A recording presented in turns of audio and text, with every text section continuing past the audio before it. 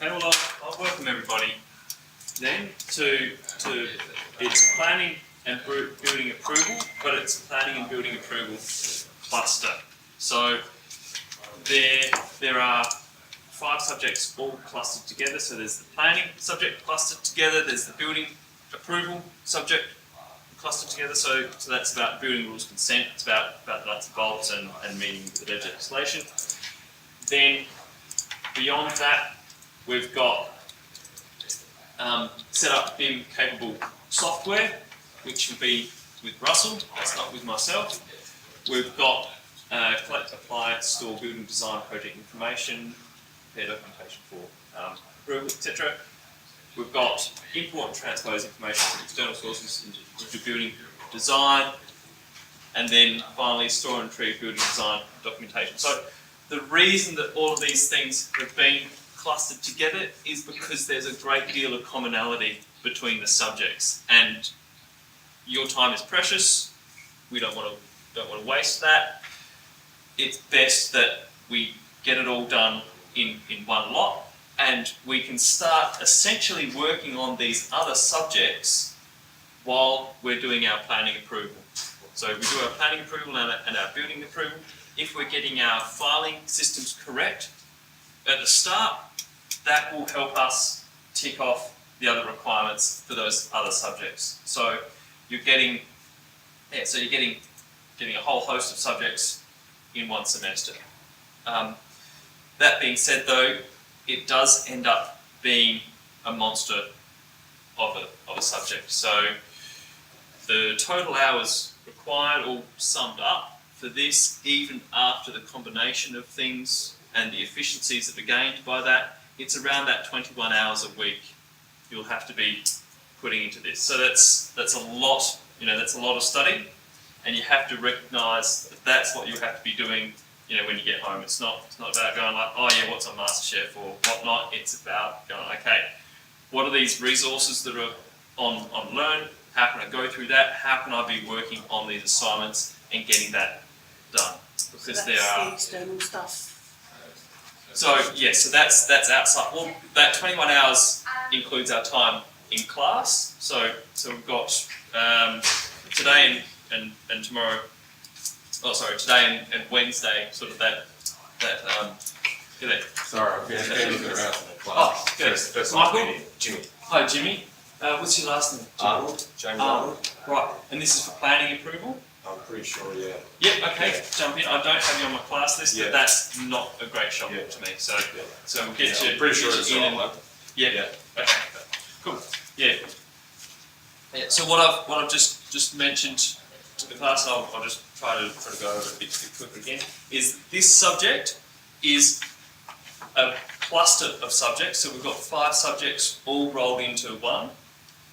It starts with planning approval, then we do building approval, and then we do the various other store and retrieve, like the documentation subjects, as well as the BIM capable software. Some of you might only be enrolled for the planning stage.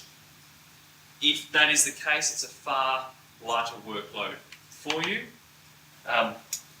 But if you're enrolled in the whole lot and you're wanting to complete the Cert 4 in this semester, then it is going to be a very big workload.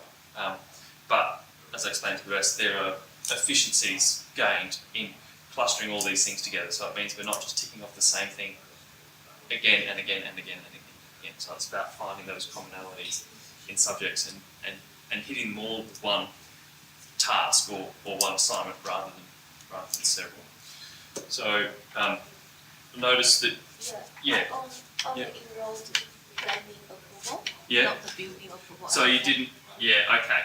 So the workload for you will be a bit lighter then, because you're planning to finish building approval next semester. Or, Yes, that's yeah, right. okay. So it'll be less for you. How am I with everybody else? Well, I'll start with you, Jimmy. Do you know are you enrolled in the? B3 here. Okay.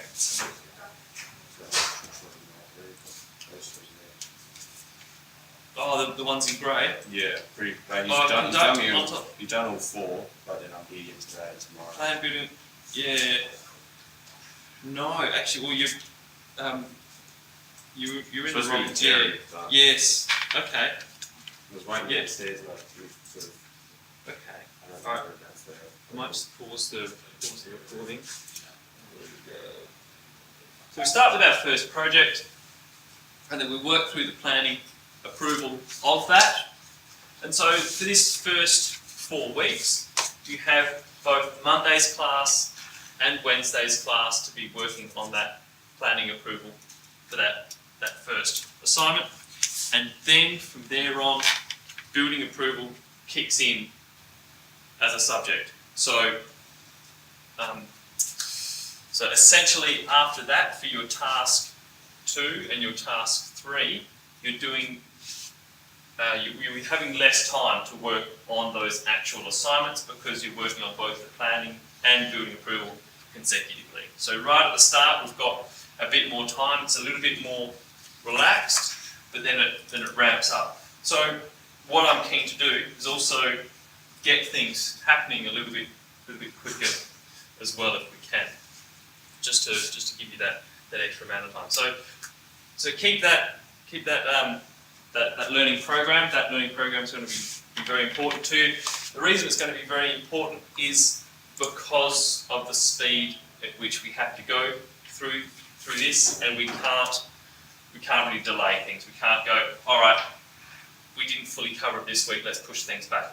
As I did, in materials and methods last semester, we had that little bit of flexibility.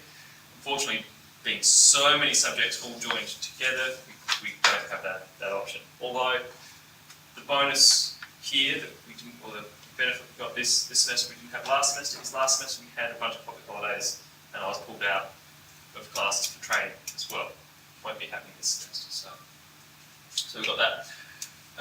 First of all, so all of you are very familiar with the TAFE here already.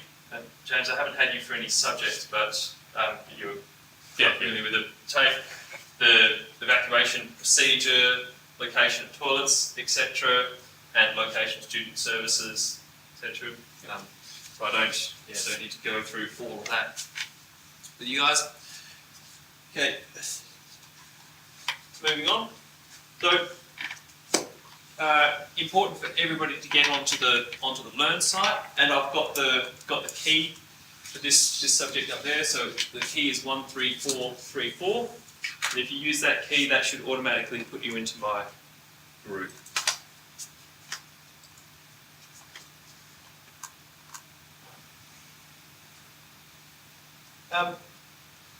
So we've got our learning program and our due dates. Note on our planning approval, we've got one thing which is already due this week. So that's our council project requirements, and that's it's about a 1 hour exercise to complete, and we'll be completing that on Wednesday within the class. So we'll be doing that in the class. Also, that reminds me, it's very important for you to attend all the classes in this. Some subjects you can sort of mix it up a little bit external, a little bit internal. If you are, if it is possible to do this subject external, there are some students doing this subject external, but when you're doing that externally, we get you in on certain days to be doing all these activities, and that's not days that coincide with this class typically, and so it'll be far more difficult for you to do that. Given that you're in the internal class, I think use that, but be here every class, every week. Otherwise, you will have to be doing these exercises at home, a little bit less aided, which will be a little bit more difficult. So next week we'll have this task to do within the class.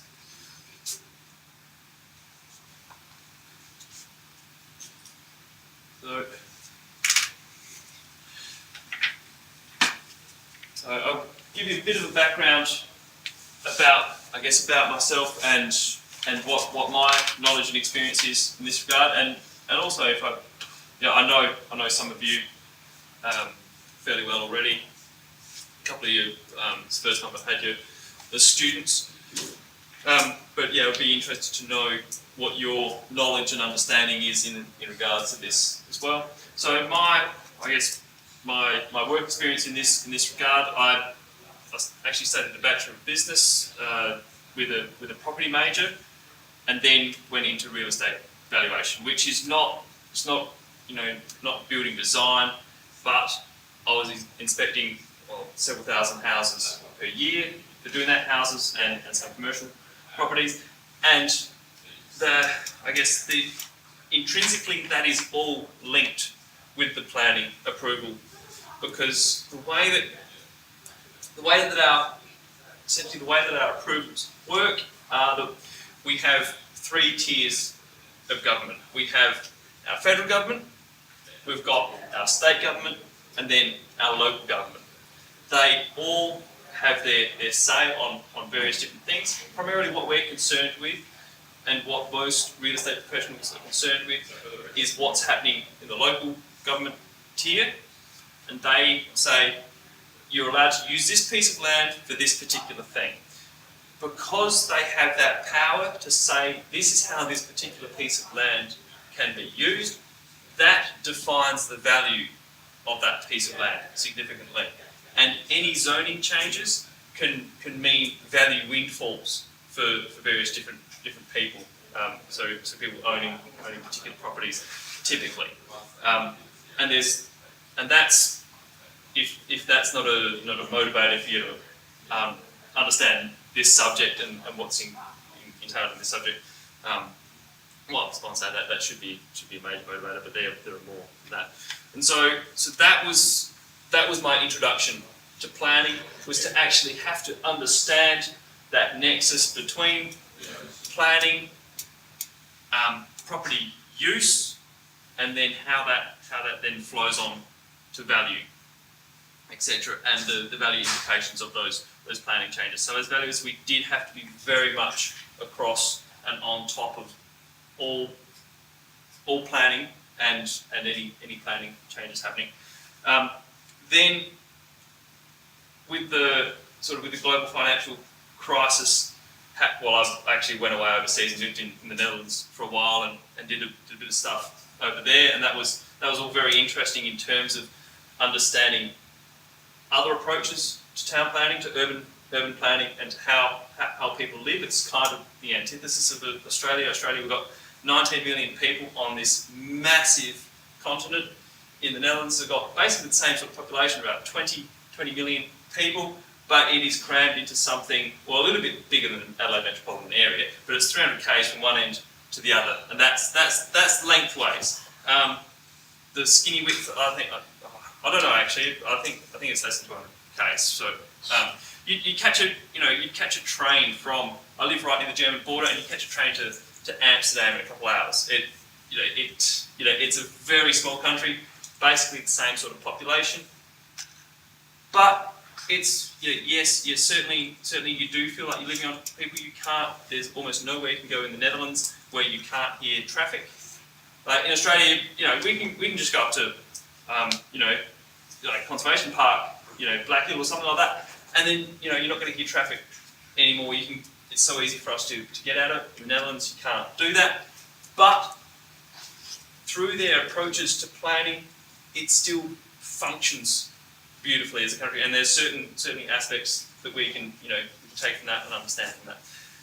Following on from that, came back to Australia, started working in real estate valuation again, but with the global financial crisis sort of happening in 2008, I certainly had a flurry of work for bankruptcies, people having to wind things up. It's very, it's not nice work. It's very, very, very taxing sort of work on yourself. And also, it's just a huge amount of work for not a great deal of profit as well. And at that time, banks were also really tightening up all their requirements on everything. They would, they weren't paying any greater fees. They were saying you have to produce this and this and this and this and this and this and this now, because they, it's about managing liability, etc. And so basically, and I'd always been interested in design and architecture, so I thought, right, that's the time to start studying this. I studied this, not exactly the same course as what you're doing. Things have changed significantly since then, but studied this and then worked for a structural engineering firm that does repairs and reinstatements to buildings. So stuff gets damaged by fire, water, impact damage, all that sort of stuff. And so obviously through that, I've had a great connection with the planning process, the implications of planning, and then building rules, consent, and getting things through council. So I have a bit of experience in that, but also what I've learned, and something that you guys will see throughout your study, is you'll always be learning new stuff. This area is huge. There is so much to be learned. I was having a conversation with the guy who does renovations and so on of houses and building work over the weekend, and he was discussing stuff which I had never come across before. And that's going to keep that'll keep happening throughout your career. I will try to give you as much of that insight and information on things, but you guys are going to continue to learn a whole bunch of other stuff within this field because it is massive. Every single property is unique.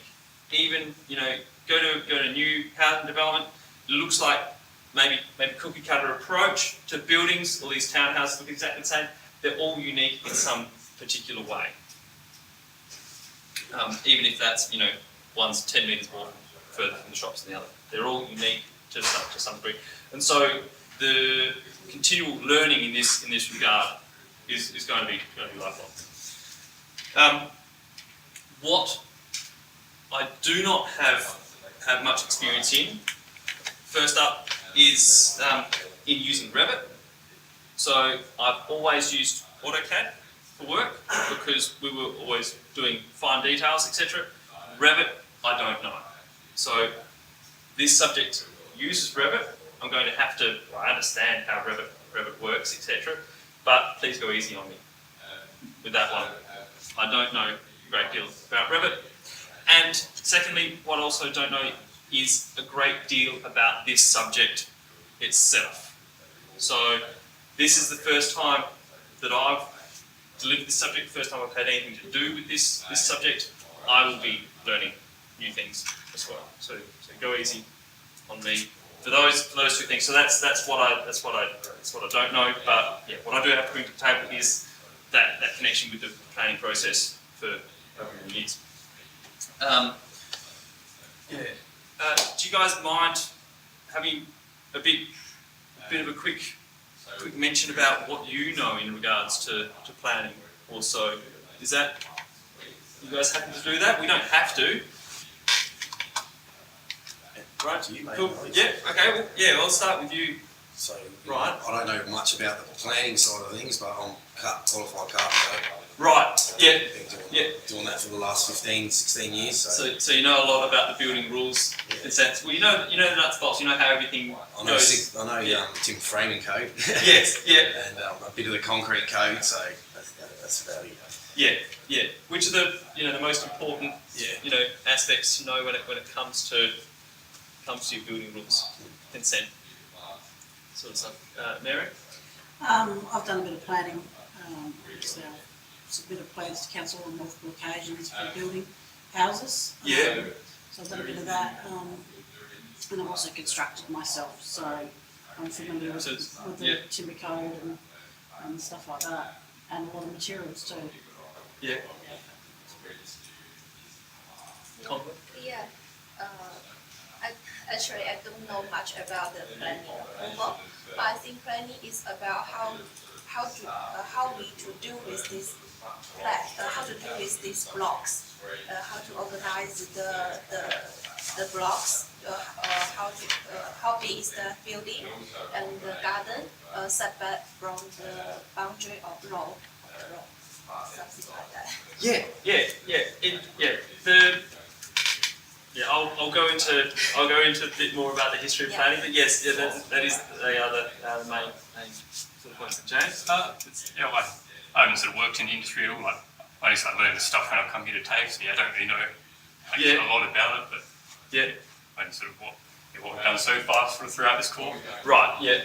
So you would have had some introduction to consultants and authorities and so on in that. Yeah. Yeah. Have I had you as an external for? Yeah, I did the construction materials class. Yes. I think that you took like Tuesday night. I did it externally. Yeah. Great. Yeah. So you would have so I would have touched on some of that in those lectures. So earlier on, I mentioned the three tiers of government. Does everybody understand sort of that? So they all want to have a bit of a hand in what happens everywhere. So we've got our federal government. They're not going to worry about Joe Bloggs whether his house is set back 8 metres or 7.5 metres. They don't care, right? But what they do care about are major infrastructure projects. They care about what's happening in the bigger picture with our major urban centres. They care about whether shopping centres are going into places, etc. How that all happens. Then we've got our state government. They don't really care about Joe and how close his house is to the footpath. But once again, they care about those major infrastructure projects. They care about the shopping centres. They also care about anything big happening in the city, any of our high-rises, etc. They also care about major, like some state heritage listed things. So we've got state heritage listing and local heritage listing. So for the more notable major historical places. Are they also in regards to bushfires? Are they the ones that set the regulations? They do, yeah, largely, yeah. So we have the Minister's specification. It's Minister's specification 78, which dictates how and what you can do within a bushfire area. And then also we have our Australian standards, the National Construction Code, etc., which dictate these things. But for the planning approval side of things, if I am going to be doing some major, if I'm going to build a Mawson Lakes, I am going to have to get approval for doing that sort of thing through the state government. It's not just about approaching Salisbury Council and going, hey, I want to do this subdivision here. It's about getting that approval through the state government as well. But what we're dealing with mostly is what happens on a local government level. So within South Australia, we have our state divided up into all these different local governments, and they have their own planning documents. So their own council plans, which we have access to, and they dictate what happens in their area. Now, I don't want to scare you too much, and we won't be thinking about this too much, but it's important for you to know that this is an area of this is going to change a lot in the coming years. So currently that's the system, and that's the system that we'll be learning all about, because the system that we have at the moment, we're going to have that for at least 2 years. There's only sort of just the start of change to this system. So we're going to be learning all about that, and then, but I think it's important for you to understand that in the future, what is being proposed is that we move away from local governments making decisions about these things to a centralised design and assessment commission that makes all these decisions for these council areas. So that's slated to, the first rollout of that is meant to be about this time in 2020. So in about 2 years, that's the idea. It's only proposed at this stage for the first councils to be included in that centralised design and assessment commission. At that point in time, we know how the wheels government turn, and it's probably slower than what's proposed, so might be longer. But it is still incredibly important for you guys to understand the current system as we have it, because any new changes are going to be built off of that anyhow, and it's going to basically incorporate all of these things. So that's our planning system in a nutshell, and that is currently dictated by was the Planning Act of 1996, and the Planning Act of 1996 in a nutshell says that state and local governments are allowed to apply their planning legislation as they set it out. That's basically what it says, that they're allowed to make these decisions. And all of those decisions are laid out within their planning documents. They have overriding council objectives. So let's say I'm in the Adelaide Hills Council. For they've got overriding objectives saying that what we want to create is an area that's interspersed with residential and low-scale, non-polluting rural activities that give, or that contribute to the appeal of the area. So what they're talking about is they don't want large chicken farms and things like that. They want small agri-industry, which looks a little bit quaint and nice, and produces all these small artisan goods, or also and small scale farming that sits well with the tourism and the residential side of the Adelaide Hills. That's what they want in their overriding objectives. That's the picture that they have, and then they think, all right, within the township of Lobethal, we want this sort of thing to happen within Lobethal, and then within this Main Street area of Lobethal, we want this little thing to happen. And then within the buildings next to the post office, between the pub, we want these things to happen. That is all conveyed through zones. So they'll say, and I don't live in Lobethal, by the way, I just pick that one out. I do live there. You do? Sorry. How random was that? Lucky. Yeah. Oh, anyhow, so you probably know a lot more about Lobethal than I do. But I'm just picking a name. So they will say, okay, in this area, we want larger residential blocks. We want allotments of around 1,000 square metres where people have gardens and trees, etc. And so they'll say residential zone R1, for example, and I'm just making this up, right? But I'm just to paint a picture. Residential zone R1, they have to have a minimum frontage of 20 metres, and their blocks are a minimum size of 1,000 square metres, and the house is set back from, what's that? Big block. Yeah, well, so, yeah, but in some places, so there's a zoning I am very familiar with down at Second Valley. That's the minimum block size, is 1,000 square metres. What plays into that though is on-site wastewater treatment, fairly clay soils. If it's a sandy soil, you can have a much smaller block size, because your on-site wastewater is just soak into the ground easier. With when you've got fairly clay soils, your dispersal area has to be much larger, etc.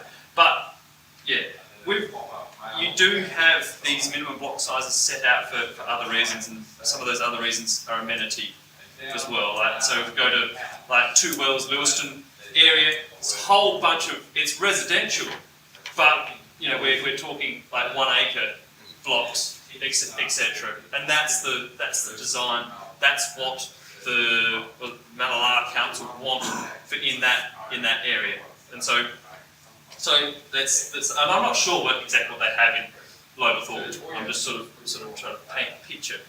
But they'll have, okay, so R1, 1,000 square metres, and this sort of setback, etc., minimum frontage and maximum height of this. So only single-storey dwellings or two-storey, you know, to a certain height. So they'll set those sorts of things out. But then further closer into town, they might say, all right, well, here we will allow a minimum block size of 500 square metres with a frontage of 12.5 metres. So it can be smaller blocks with a smaller frontage and smaller setback. And then within your main street area, they'll have various different mixed zones, etc., that will dictate what can be done on those. And that is primarily what we're concerned with in this first subject, is the planning side of things. So what local governments will allow, and meeting in with their requirements. There are also other requirements placed on allotments that have nothing to do with council. Well, I say nothing to do with council. There's certainly some consultation, etc., with council, and they'll want to have their say. But that's developers' encumbrances. So we've got various. We've got a host of encumbrances on properties. Does everybody here know what I mean when I say encumbrance? No? Okay. Yeah, No? not really. Okay. Right? Go, elaborate. Okay. Alright. So we're digressing a little bit, but it's a very important thing to understand in terms of building design, planning, etc. So an encumbrance, I don't know the etymological history of that word, but it means that it stops you from doing something. So it's to be encumbered. So there are all sorts of encumbrances placed on land. A really common encumbrance is an easement. So on some blocks of land, and I'll just draw a block of land up here. See our block of land here. We've got power line running through that block of land like that. So SA Power Networks typically will have an easement of 6 metres wide underneath that power line there. So they say you cannot build on that easement because we need to access our power line at all times. So that's one form of encumbrance. So that encumbers what the person who's purchased that land, has an interest in that land, can do on that. So they go, all right, well I can build my house here. That's okay. Right, and they build their house there, or they go, oh, I'll build my house there. That's not okay. But have cookies off all the land. That's one form of encumbrance. Another form of encumbrance, so that's an easement. I'll write that up there.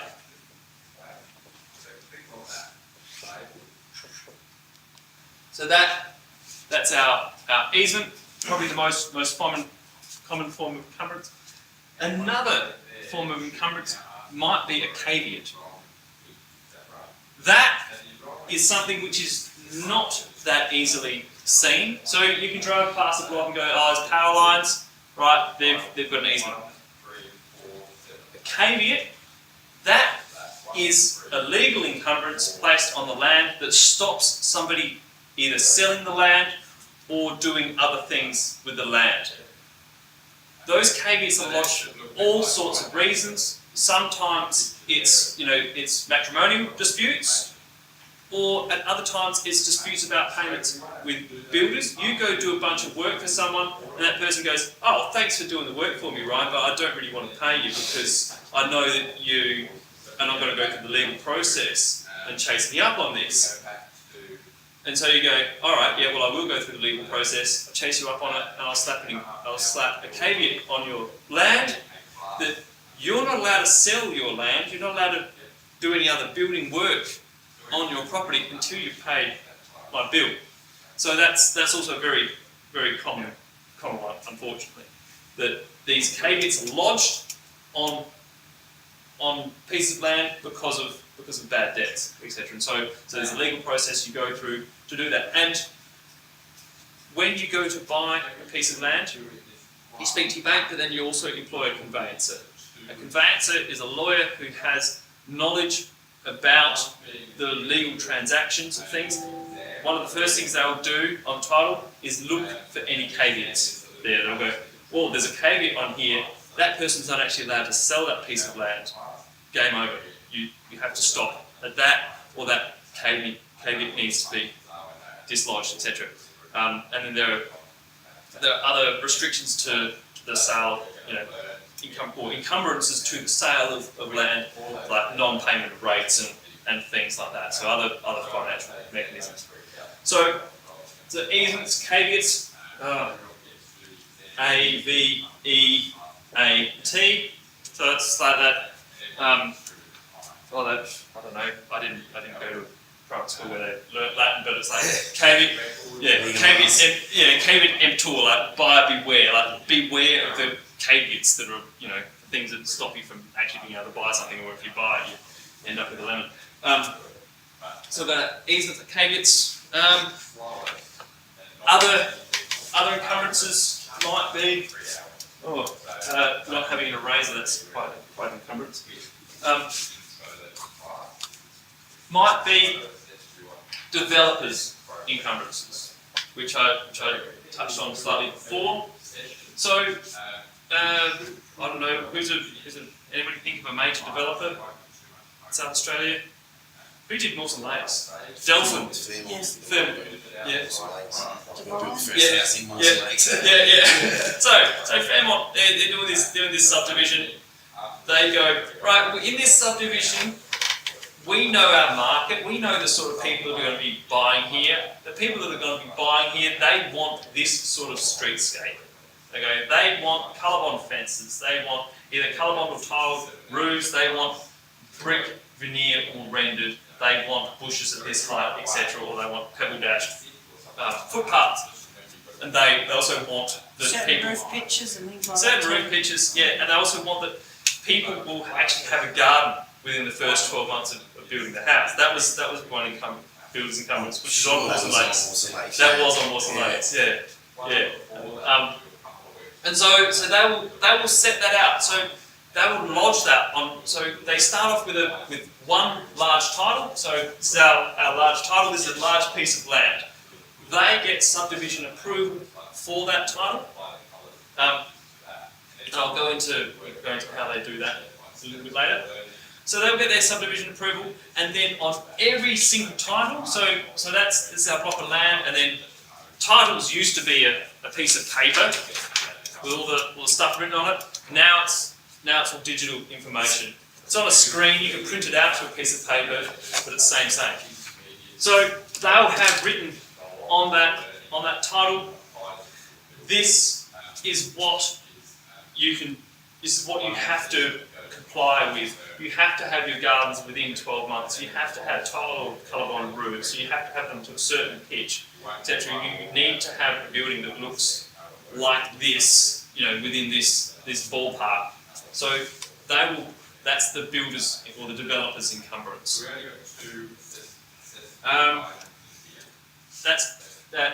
That's pretty much the normal sort of encumbrances you'll see. There are all sorts of case-specific encumbrances on property. The one I learned about on the weekend, which was interesting, was a specific. I'm not sure whether there's a bylaw of the council or something specifically written into the planning. I haven't seen that yet, but it was about only being able to build any new construction with this river shack if it was an addition to the original. They were in the process of building the addition on there, which is going to be basically a new shack and use the token element of the old one, and the old one fell down in the process. It's full of white ants, falling down. They're no longer allowed to build that addition, except so that was a legal process they went through, anyhow, Development Assessment Commission people had, those people I'm speaking to actually had to sit in there, listen to all the councillors make that decision for them as if they weren't in the room, etc. Where this river shack was as well, it's a lot of money. Incredibly stressful. So, but you've got all these case-specific scenarios that crop up. That if you understand those or the bigger picture, you can be a great deal of value to your clients or a great deal of value to yourselves. And it's about understanding those, but it's also about realising there are so many case-specific scenarios, and other scenarios crop up whereby you've got party walls. So you've got, masonette. Let's turn this into masonettes, right? We've got our masonettes here. We've got our party wall in between those. So both of the occupants there or owners, they have an interest in that party wall. They want to ensure that party wall stays there. And there are all sorts of legal title mechanisms to protect that, which have evolved over time. What we deal with typically today is community plan. That is replaced by a large strata plan, and that strata plan was preceded by things like moiety titles, things. And you'll still find some of these things about the place. You do some work in Port Adelaide or something like that, you get a title as a moiety title. What on earth is that? That's where person A owns 70% of this one and 30% of that one. Person B owns 70, vice versa. You've got all these legal mechanisms. That ensures that these two people are looking after each other in terms of that wall in the middle. What I also wanted to mention though was about that we're Fairmont. We're going to do a subdivision called Mawson Lakes. I think exactly what I glossed over in that. So we want to carve up this certificate title into all these. I can't remember exactly what it was that I wanted to bring up about that development process. Oh yes, now I do. Okay. So they own this large. Well, they've purchased this large title, say. Well, sometimes they don't even purchase it. So we have a large piece of land, and it's sitting there right between Salisbury and Paraka and whatever. It's a beautiful bit of land that's not being built upon. Obviously, the highest and best use of that land is to have stuff built upon it where people can live, and where you can have some shopping centres and businesses, etc., university, all that sort of stuff. So that developer, let's go down plan A. They buy it. So they see it. They go, that's awesome. They approach the person or the company that owns it. And they go, can we buy that? They go, yes. And so they buy it. Then they will put in a submission to council to say, look, currently that land is zoned, I don't know, like A for abattoir, right? And we don't think that abattoir is the highest and best use of that piece of land. We've got a really good plan for it. We think it's going to be a technology hub, university, all these various different things. They'll put together a massive submission to the council saying, this is what we think it should be. And the council will consider it, and then that's a process in and of itself. The council will go, fantastic, we think that's a much better use of that land than abattoir, but currently it's zoned abattoir. We'll change the zoning to being residential. Then, I'm just saying residential. Then once it gets zoned residential, all of a sudden that piece of land is worth a lot of money. It might have been worth $800,000 as a site for an abattoir, and then $30, $40 million as a residential development site. All of a sudden, the developer who owns it, or they've made that financial windfall in the zoning change, but then also they have to start paying council rates on that $40 million value rather than the $800,000 dollar value, because all of a sudden the capital or the site value has gone up by this huge amount, and so they need to carve it up and sell it off as quick as possible. Then they go through that process of getting surveyors in to mark out where all the allotments are going to go, work out where all the roads can go, drainage, etc. Do all that groundwork, and then create boundaries, create legal boundaries. So the surveyors will draw up legal boundaries both on the land and in deposit plans, and then those survey plans will go to the Lands Titles Office. The Lands Titles Office will issue titles, so certificates of title. So these things in digital form, and then those pieces can be purchased individually by individuals, and then they can build their house on there according to the developer's encumbrances, etc., and the overriding council zoning. So that is an incredibly simplified view of what happens, but that's how we go creating those things. So typically it's about getting a zoning change to happen. And there are people, one of the guys I studied with at uni went on to do only that. Produce documents to supply to councils around Australia.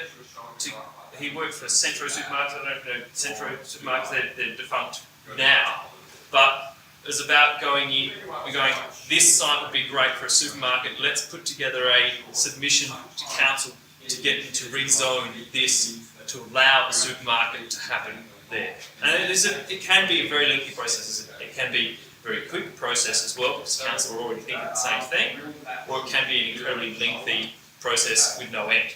There's various, but there are people who do only that, produce these documents for council, because it is an incredibly involved process. It is a very, very complex process at times with sort of putting together packages about demographic modelling and so on, and saying you've got people of this age doing this and all this sort of stuff, and it's about working with all the transport and infrastructure plans and all this sort of stuff. So there's a lot of work that goes into that. But that process of having zoning changes does drive a lot of what actually happens in our urban area. So this used to be a Mitsubishi and Chrysler. We used to make cars here.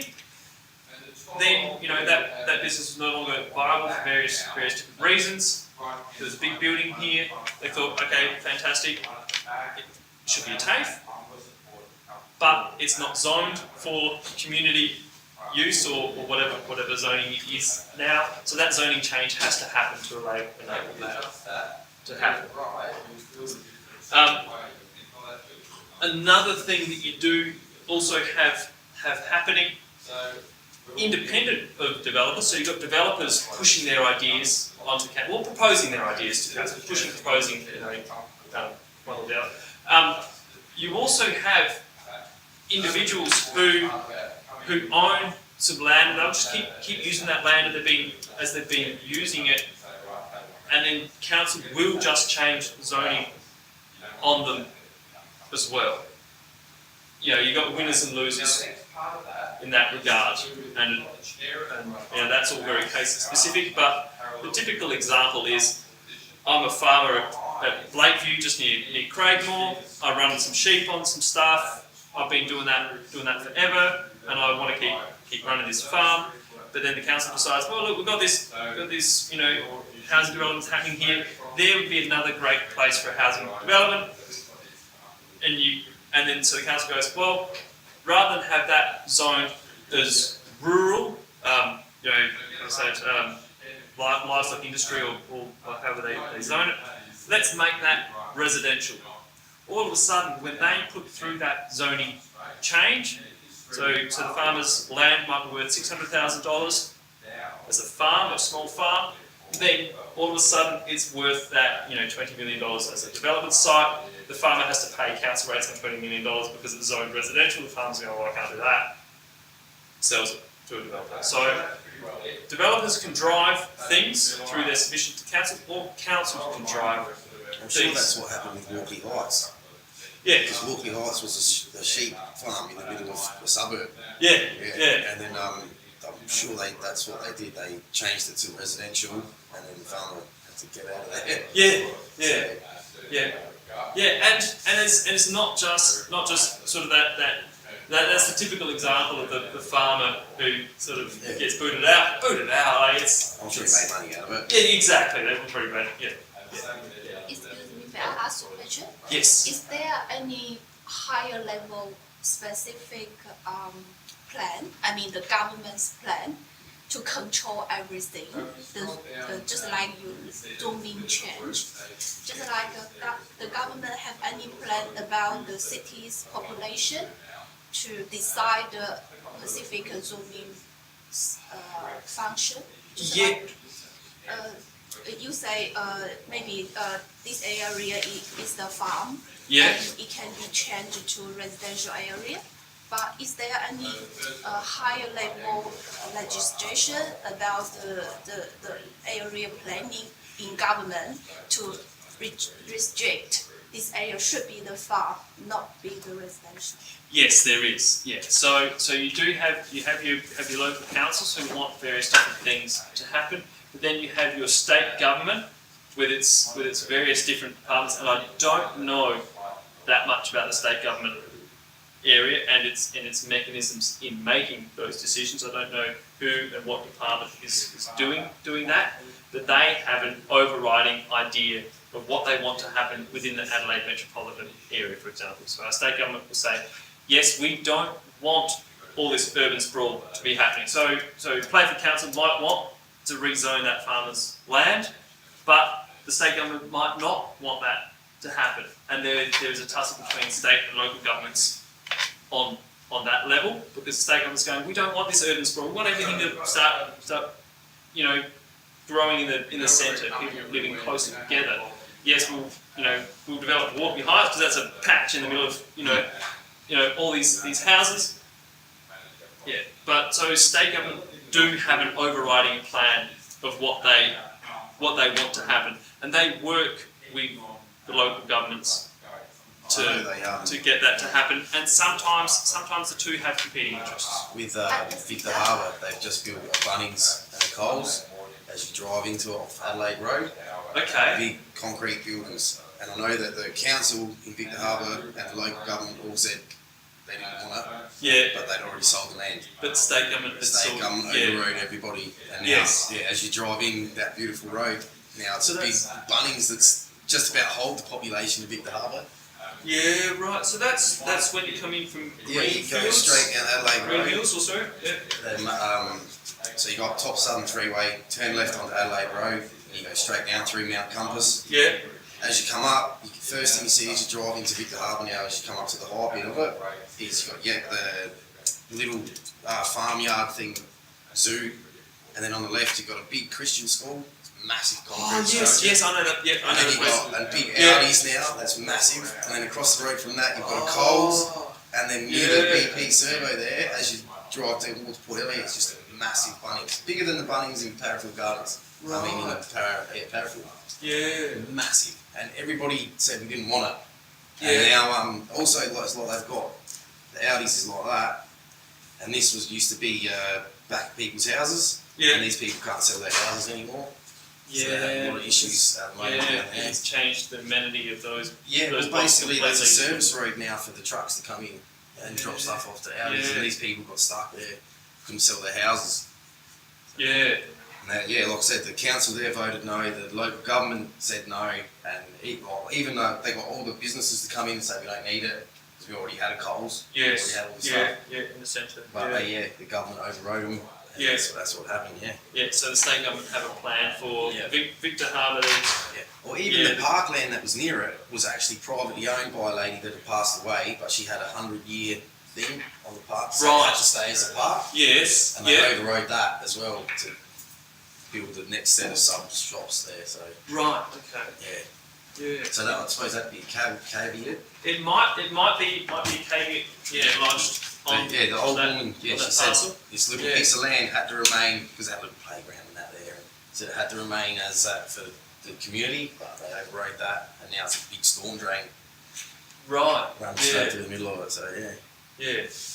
Yeah. So that's a that whole process would be a new thing to me as well, like to understand the caveat or whatever legal mechanism that the elderly lady had on that parcel of land, how that was overridden and things like that. There are so many of these case specific examples that you go, how on earth can that happen? But there's a legal Yeah, well, it's pretty join the fun. dots Yeah, for you could get 100-year sort of thing on it.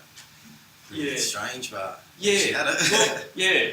Well, it might have been a leasehold interest as well. That's something we didn't mention earlier on.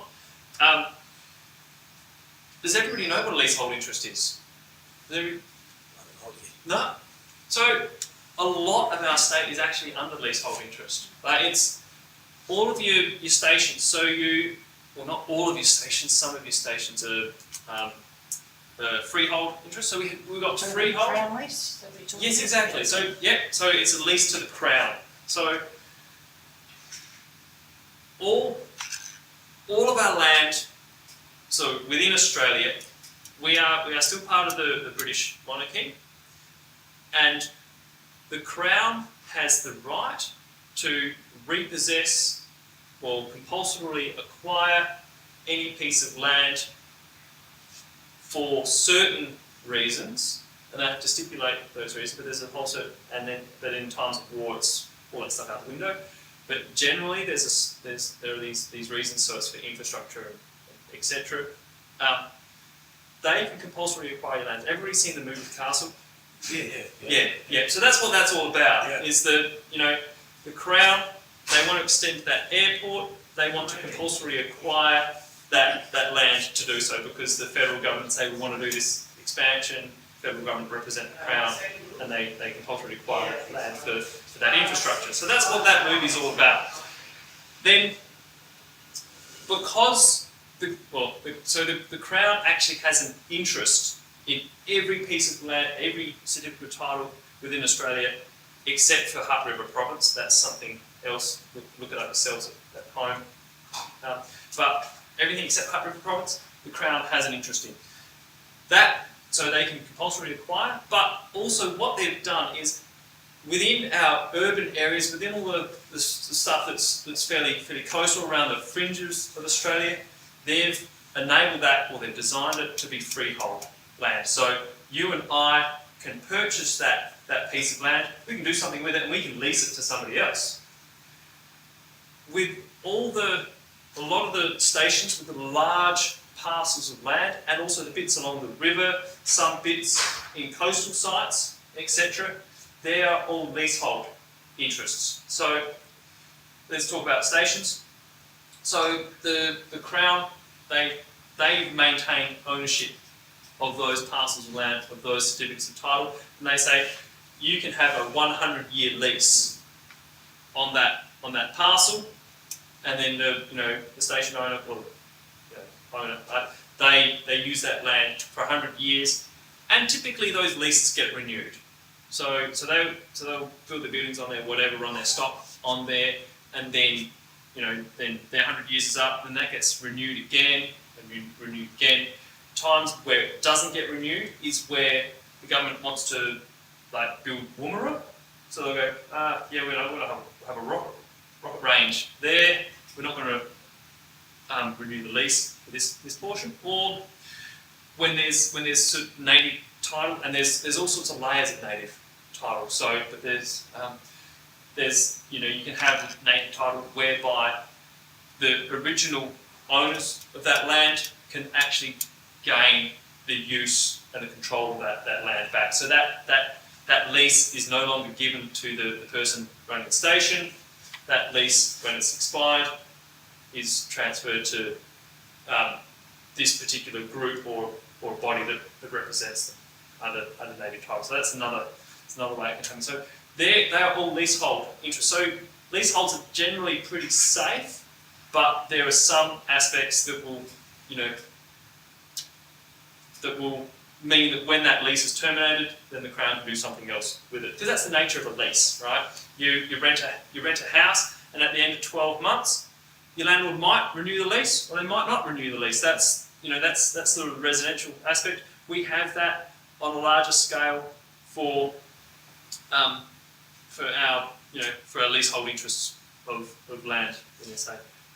We had a property on Kangaroo Island that we purchased back in the 80s, but the previous owner, he was an older man, he built a whole piggery thing. Yeah. It was Crown Lace, and the Crown the government decided they wanted to build a main road through from Kingscote to Penashel. Yeah. So they were able to just take the land and knock down everything of his and put the road in, because it was still Crown Lace. Yeah. So Crown Lease makes it much easier for the government to do that. Yeah.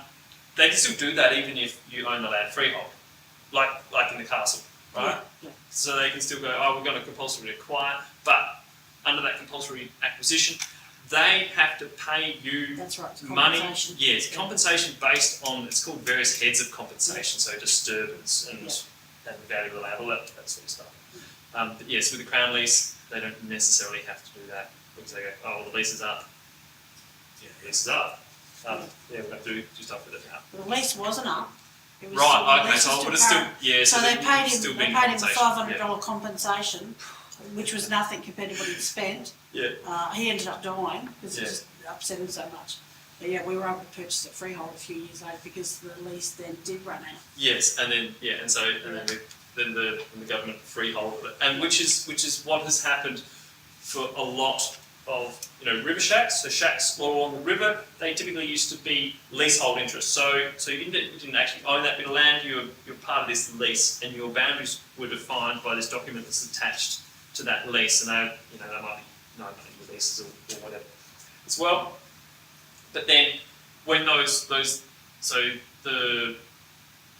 it was, I can't remember if it was local or state government that controlled this, but they said you can freehold your titles if you put in a STEDS, a common effluent scheme for your shacks. So all those shacks that say walk flat, they put in a STEDS scheme, so all the shacks pump their effluent up to that, and then that's dispersed in a place, and then because they put that in place, they pay their $15,000 or so each toward the creation of that, then they can freehold so they're no longer leasehold, they actually get a certificate of title and a deposited plan drawn up for that allotment.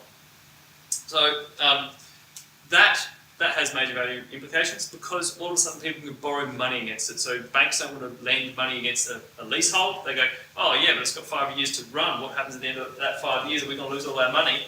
Don't want to touch it.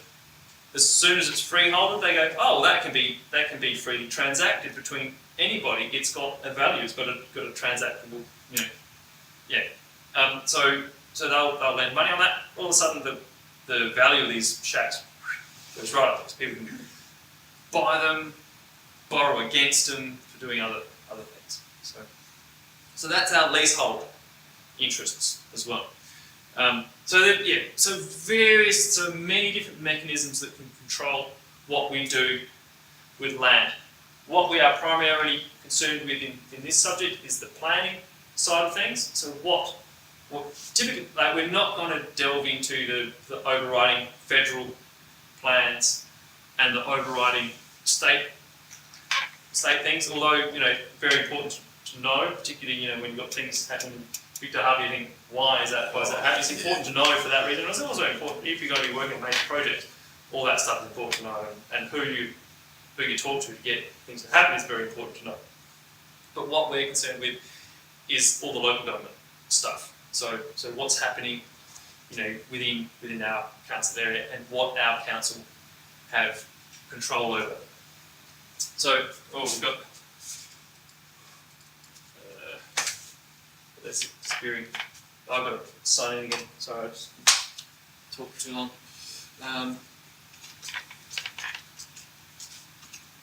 Hope that hasn't stopped the recording.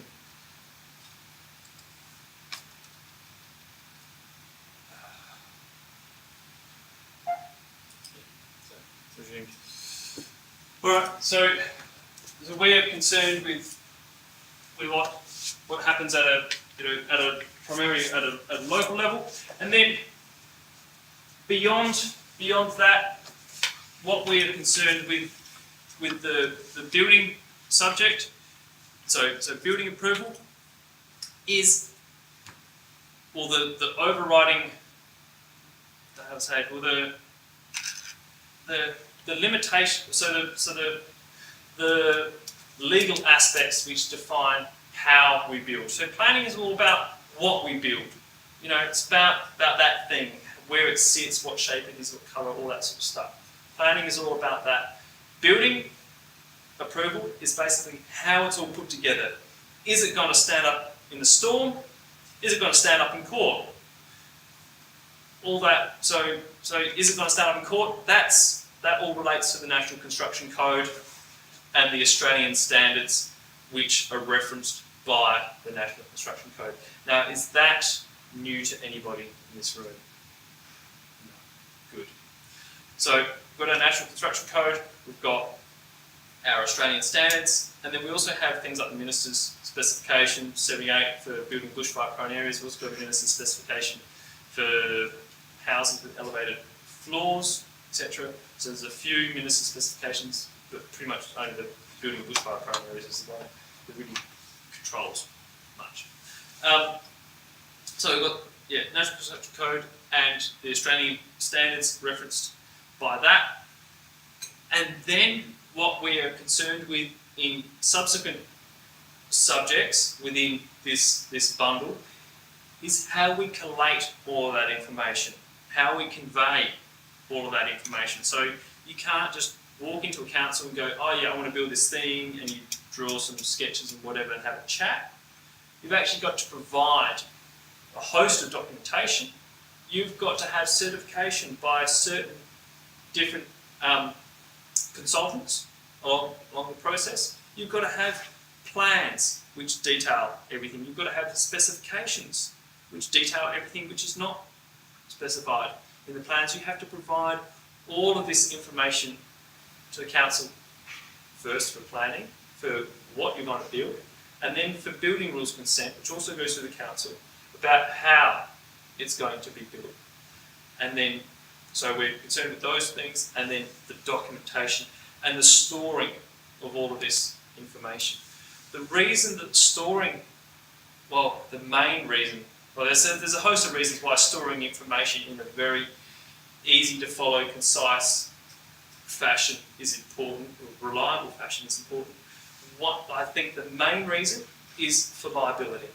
So that if anything was ever to go to court or so, for various different things, you can pull up your stuff and you have all your stuff there and go, this is what I provided on this date. This is how I did it.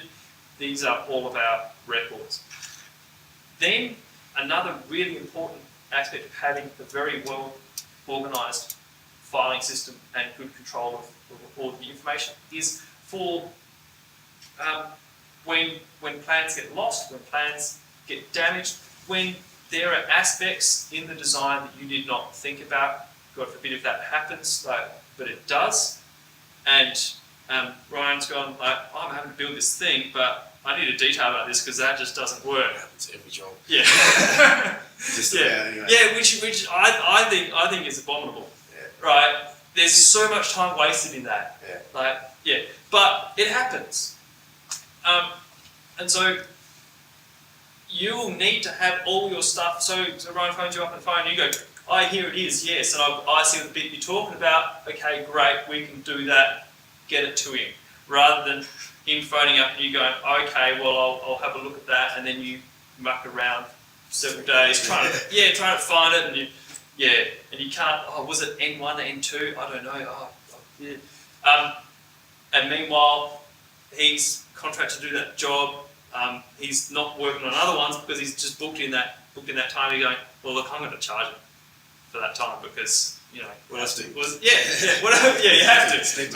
So it's incredibly important for that reason as well, and also like this subject we have where we find efficiencies in things like, so we go, okay, well we cover that in this subject, this one, and this one, this one, let's only cover it once, right? Same thing with all your building documentation stuff as well. So much stuff you'll touch on in one building project, and then in another one, and then in another one, and then in another one. Quite often what I did in, well, it was called Mount Proprietor Engineers now, they're called Imparter Engineers. Well, then called Imparter Engineers now, but so much of what I would do there is go, okay, we've got this situation to deal with. Have we dealt with that before? And an engineer would go, yes, we have. It was this one. It was back at that address. 20 seconds. You pull up that AutoCAD file, grab those details, grab those bits, put it into a thing, make some changes. You sort it, and that might have been 3 days' work the first time around, and it's 20 minutes of work second time around. A proper filing system is very important for all of that to happen. And then the other important reason for a really good filing system that I can think of is also charging people for your time. So at Mount Proprietor, we had a system whereby we had a spreadsheet that was divided up into 6 minutes. So for every 6 minutes, we'd charge out. So that's not mean that we're particularly greedy or anything, but it just meant that, like, if I work on this thing for half an hour, so 5-6 minute blocks, we charge to that client, and then I work on that one for half an hour. I charge that half an hour to that client, and you have to be very organised for that, because sometimes you'll be going, oh, how long do I spend on that thing? And you end up charging one person more than what they should, and another person less than what they should. And the person who you charge less isn't going to pick up a stink, but the person you charge more will. You've got to, so we've got an aspect of this where you've got to be recording all of your activities and the amount of time spent on it. Now, it might seem like a really tedious process, like double entry bookkeeping or whatever, but there's a reason for it. And that's why we've got that in here, and we have to keep very good files for that reason. So what should we go on to now? So that's about that. So I mentioned the National Construction Code and Australian standards. Does everybody in this room already have a login for the National Construction Code? You do?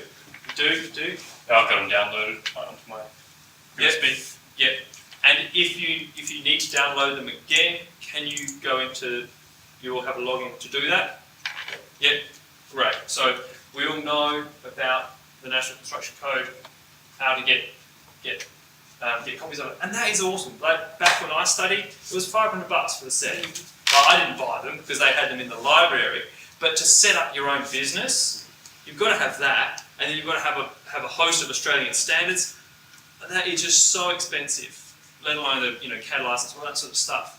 So that's $500 you don't have to spend now, which is awesome.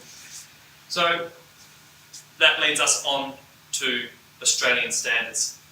Has everybody accessed the Australian standards? Yeah. The TAFE portal. Yes. The Yeah. TAFE library. So via the TAFE library. And actually, now I'm just reminded now, because I'm recording this for the external students, it's probably a good idea that I do quickly go through that process as well. So bear with me on that. So National Construction Code. We'll open up a new tab, and we can search for NCC Online. National Construction Code Online, Australian Building Codes Board. So we go there, and then we've got to access the page. Okay, ABCB website. Excuse me. So we've got here, and then it's taking a while to refresh and show the bits. This is our bit for logging on. click on that. So if your computer's a bit quicker than this one, at time we'll say, say login there. You've got login or register. If you've already got your login, you just use a login. If you've got register, well then it's a process of using, putting in all of your information and having an email address designated for that setup and then for further communication. And then putting in all the aspects that have a red star next to them, and then register. Once you, I'll go to login. So we can quickly see that.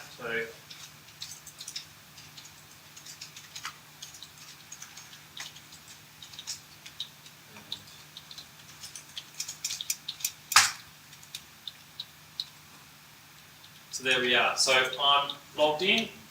Once I'm logged in, then I can bring up the NCC suite. So suite, it's a combination of all the various different National Construction Code publications. So we've got with our first project, so the building approval aspect of our first project, we are going to be primarily concerned with the National Construction Code Volume 2. So this is where our information will come from, and it's referenced Australian standards. With our project 2 and 3, we'll be concerned with Volume 1. Also within, well, I'll get our Volume 2 happening. I'll just view it rather than spend the time downloading it, if that happens quickly enough. Yeah. So within, and a quirk of the National Construction Code, so previously we had the South Australian Housing Code, and we had housing codes for various different states. That all got combined to being one building code that's national. So for everything around Australia, it all came under the one.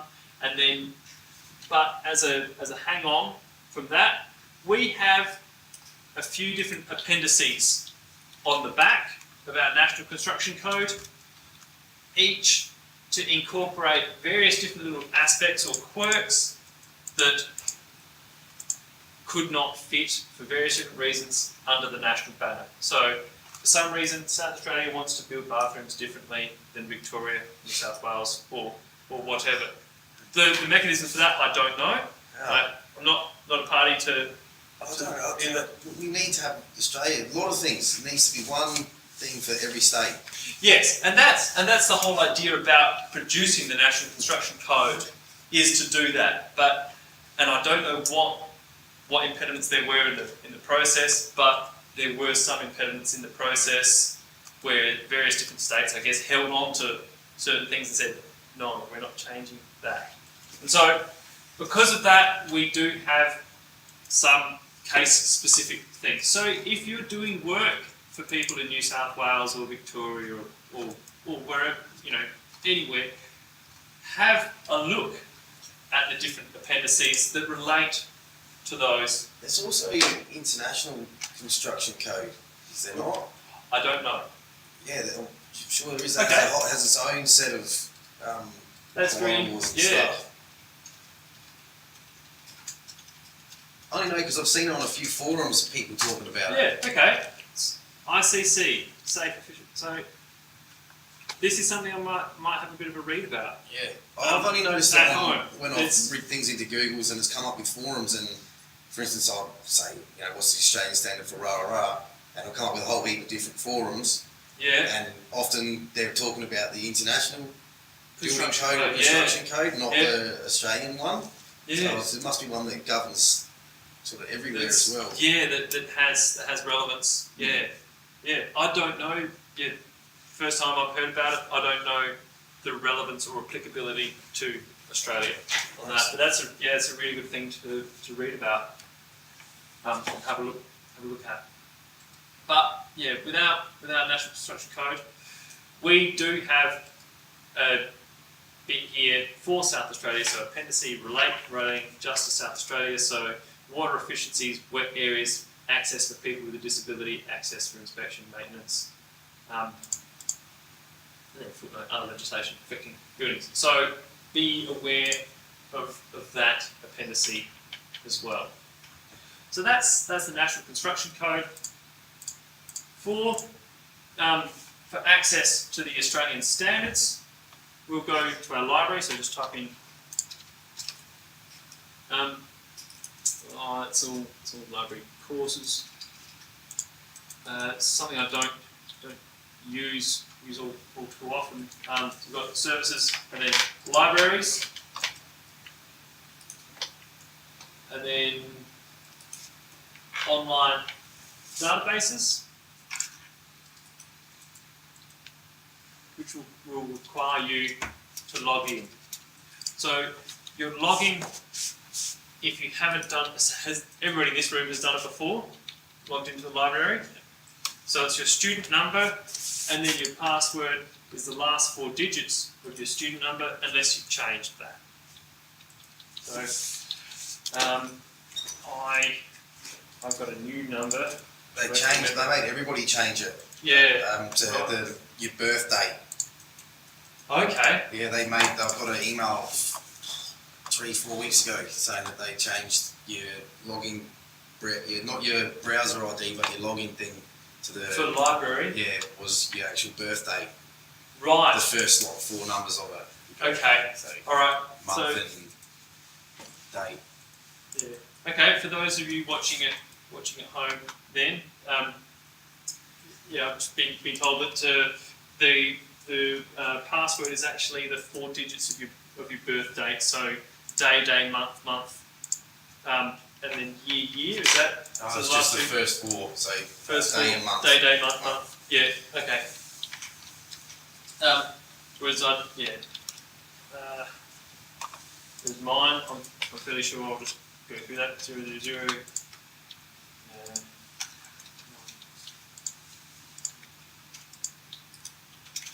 So, what is it again? So it's your student number, and then the last, and then 4 digits of your birthday. Apparently, according to an email which has just been sent out a few weeks ago. A few weeks ago saying So that they. date and month. Yeah, date and month. Yeah. Yeah, day, month. Not That works for you. Invalid idea, password. Okay. Well, I'm just going to try mine. If it's not that, then it's the 4 digits at the back of your. Last 4 digits of your. Of your student number. Yeah. No, can't get to the. You see, I know they changed it. Yeah, remember you might have changed well, sort of like the day and month. Yeah. So mine has just worked by putting in my number and then the last 4 digits of my number. I just tried. Um, Can't get. right. No. Okay. Try 3 times again. No. Not Yeah. day, no. Okay. Right. So there's going to have to be some sorting out of that individually. So I didn't get that email, but maybe it went straight to my junk. I'll see if I can find that email. But also, I encourage you then, if you can't get access to this currently, you'll have to sort that out. Get that library access happening very quickly. So I suggest doing that after today's lesson or in the lunch break, which happens fairly soon. There's a phone number that you can phone to access that. So I'll have a look at that in a minute. But so let's say we have logged in to our library, got online databases. So there's a link to the Building Code of Australia if you wish to go through this fashion. But then we've got our Australian standards from SAI Global, and that's an amazing resource that you have access to. So Australian standards, click on that. Click here to enter the SAI Global database. And there we go, it came up straight away. Sometimes it won't come up straight away because their TAFE only has a few licenses. And the reason for that is those licenses are very expensive. But if you click on that link and it doesn't come up straight away, try it again in a few minutes. And it should come up. It just means that all the licenses are currently being used. And so let's say, for example, we want the timber framing code, so we type in AS. Now, also, when you're searching for your Australian standards, put the AS in front of them as well. So if I was just to press 1684, it wouldn't necessarily come up with the timber framing code. But if I put AS 1684, then it will come up. So, also, and it's an interesting thing. So I searched for AS 1684. It's come up with the superseded version first. So be aware of that. It's easy, I guess, for that one. It's easy for me to know because it's one of the most important Australian standards within building, and it's something I'm fairly familiar with. I go 1999. I used that when I was studying. That one's no longer available. It's been superseded by 2010. So have a look for that. If it says superseded, go down, or have a look for more recent versions of these as well. Because it appears they don't always come up with the most recent version. But there we go. So we've got access to that Australian standard. So this library access and access to Australian standards and National Construction Code is something that you will have to sort out, preferably today, if not today, tomorrow. Other things, and make a note of this for internal students. What you will need to bring along on Wednesday is a USB storage device. All of you have a USB storage device which you carry around with you? Yeah, great. I don't know if it's at all important to you guys at all, but another thing I do with my USB storage devices is put a little key tag on them as well. With your phone, your name and phone number. So if you leave them around places like I do, because if you think of a bunch of things all at once, you do that, security can go, oh, right, that's owned by Michael, and I'll give him a call, let him know that he's left his USB in the computer. So do that as well. So we just, because, yeah, look, this subject, a large part of this subject is about file management, about creating backups to the cloud, creating backups in various different scenarios, but even in doing that, you might have some recent work and stuff on your USB which you haven't backed up to places, and then you lose that. And unfortunately, because a major part of this subject is about that file management and the file retention, I can't treat you very favourably if you lose your stuff, basically. So I don't want to say, oh, automatic fail, you guys, game over. But I'm saying that is a very important aspect of working in the profession, is that file management. And so it's a very important aspect of this subject that has to happen.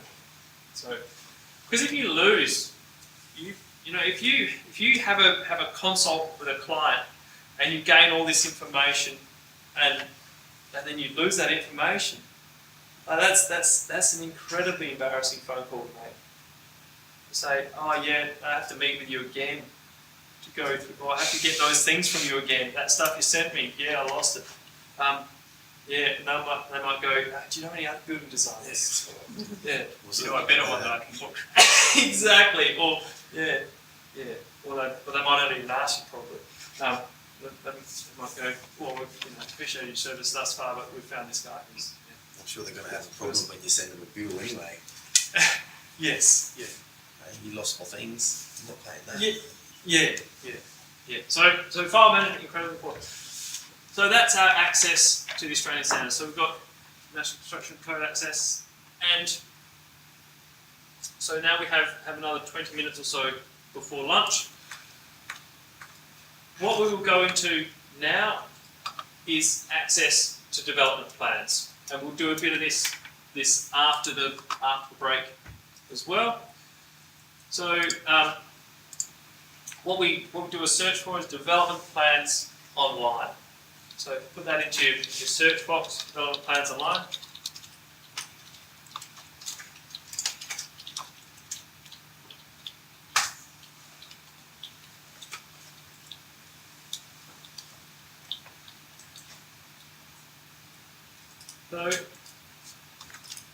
So first up in your search, that should take you to sa.gov.au, development plans online, and we've got that. And straight up under development plans, we've got Greater Metropolitan Adelaide development plans, and then country development plans.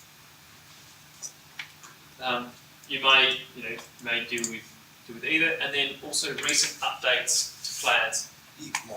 Is it true that in certain rural or country areas that when you're dealing with your fire ratings and that you have to get compliance with the fire department? Certainly, yeah. So that is a main, and so we talked briefly about the Minister's Specification 78. That governs that to a great degree, and that can be a major encumbrance on what you cannot build. So we've got AS 3959, Australian Standard 3959, which was largely updated after the Black Saturday bushfires in Victoria. All this, absolutely horrendous event, and then people going, well, look, this thing's been done, that needs to be done. So it all sort of happened in a hurry. That dictates a lot of how we build. But then, although Minister's Specification 78 has been around before that, but I think the reliance on councils to ensure that happens, and the CFS ensuring that it's all checked thoroughly has been ramped up since that date as well.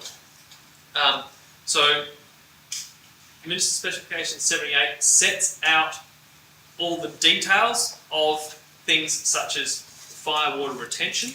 So you've got to have a certain amount of water stored on site.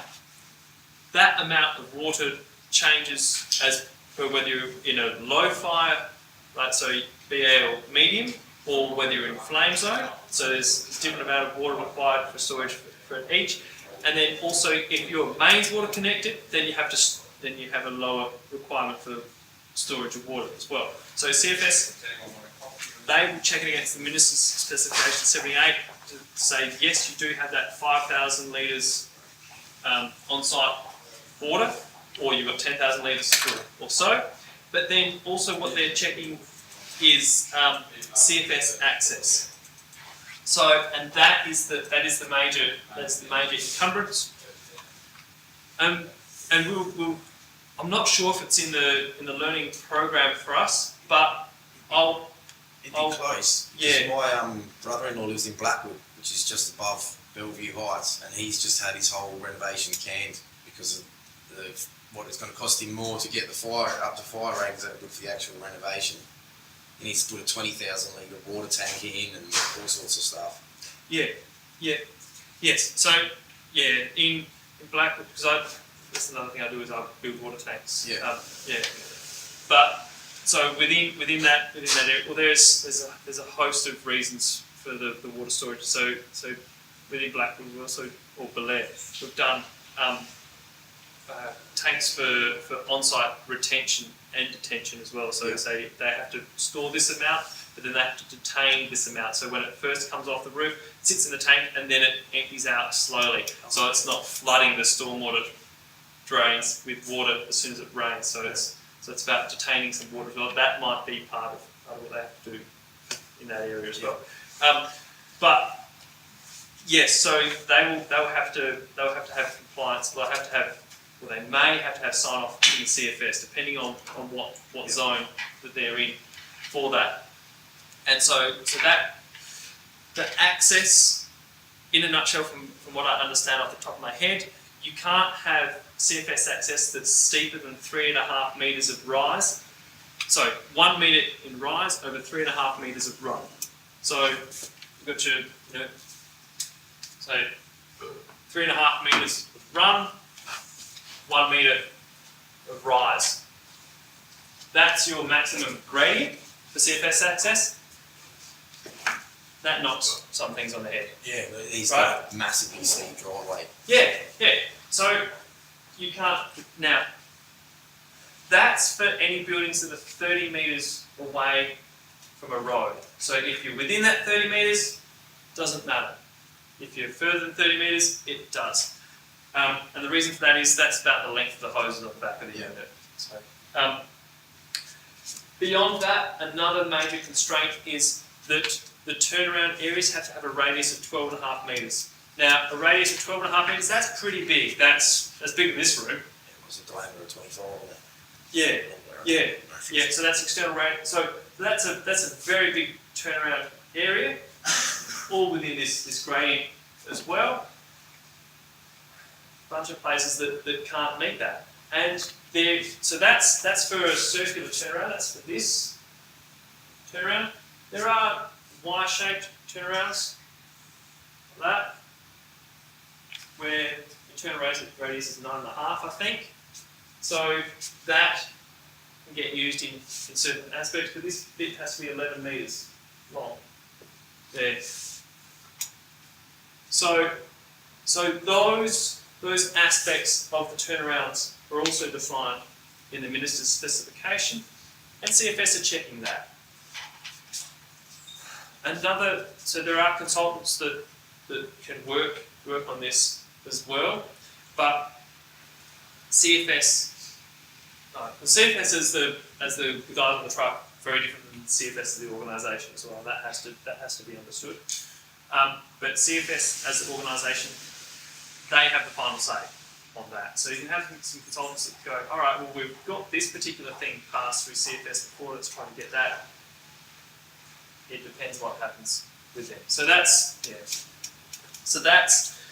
the interaction in rural areas with the fire access. And then there's also another which we're not really dealing with. It's if you're building hay sheds over 500 square metres, there's all this on-site water retention requirements, and for machinery sheds of 2,000 square metres, you've got to have hydrants and so on. We're not dealing with that, but there's a bunch of other fire aspects as well for those rural structures. But so with our planning essay, under planning essay, we've got our greater metropolitan Adelaide development plans, and then our country development plans broken up to that, and then we've got our recent updates to plans as well. So also worth a look in your own time. So let's click on greater metropolitan Adelaide plans. Does anybody have a greater metropolitan Adelaide plan they would like to look at? And this includes, actually, does it include what does Victor Harbour come under? They've got their own, don't they? Sure, I think they're on their own, yeah. Victor Harbour City. Yep. So that comes so still under the greater metropolitan area. Victor Harbour comes under the greater metropolitan area. Victor Harbour City is like your Hayborough is a part of it. Yeah. But it's not a part of it. It's Right. its own city, it's its own town. So is that but it's actually just like a suburb in Victor Harbour, but it comes under Alexandrina. Alexandria, I think, yeah. Yeah, Alexandrina. So Victor Harbour, the city. So Victor Harbour comes under our greater metropolitan areas. I'm pretty sure that Alexandrina doesn't come under greater. Oh, it does. So Alexandrina next door, that's under greater metropolitan area as well. So Alexandrina, my folks at Canalpin are under Alexandrina Council. Yeah. So this is not, it's a greater metropolitan area. The city part of Victor Harbour might have a thing to it too, because I know Victor Harbour just got its city thing not long ago because it got over a certain population. Yes. And I'm not sure if they included Port Elliot and Hayborough and Chiton and all that into the greater Victor Harbour. Well, we can have a look. So let's open up Victor Harbour.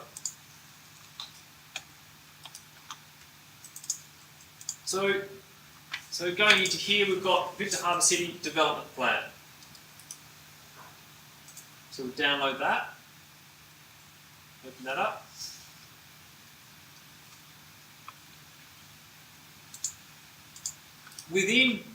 So this is their development plan, and I spoke earlier about overriding council objectives. So we've got council index map, it's actually probably, here.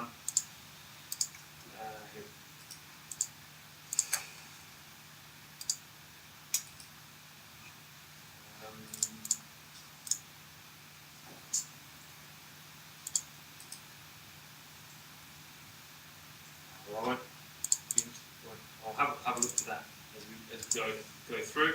We've got council index of maps. So this is their index of their various different maps, and they have maps that show what the zoning is in these particular areas. So this is our council area, and you might understand those boundaries a bit better. So it's heading on to, so we've got High Mush Tears Road heading towards Maiponga, and then so Hayborough, we've got a bit of Hayborough, it appears. Oh no, it looks like all of Hayborough is under Victor Harbour.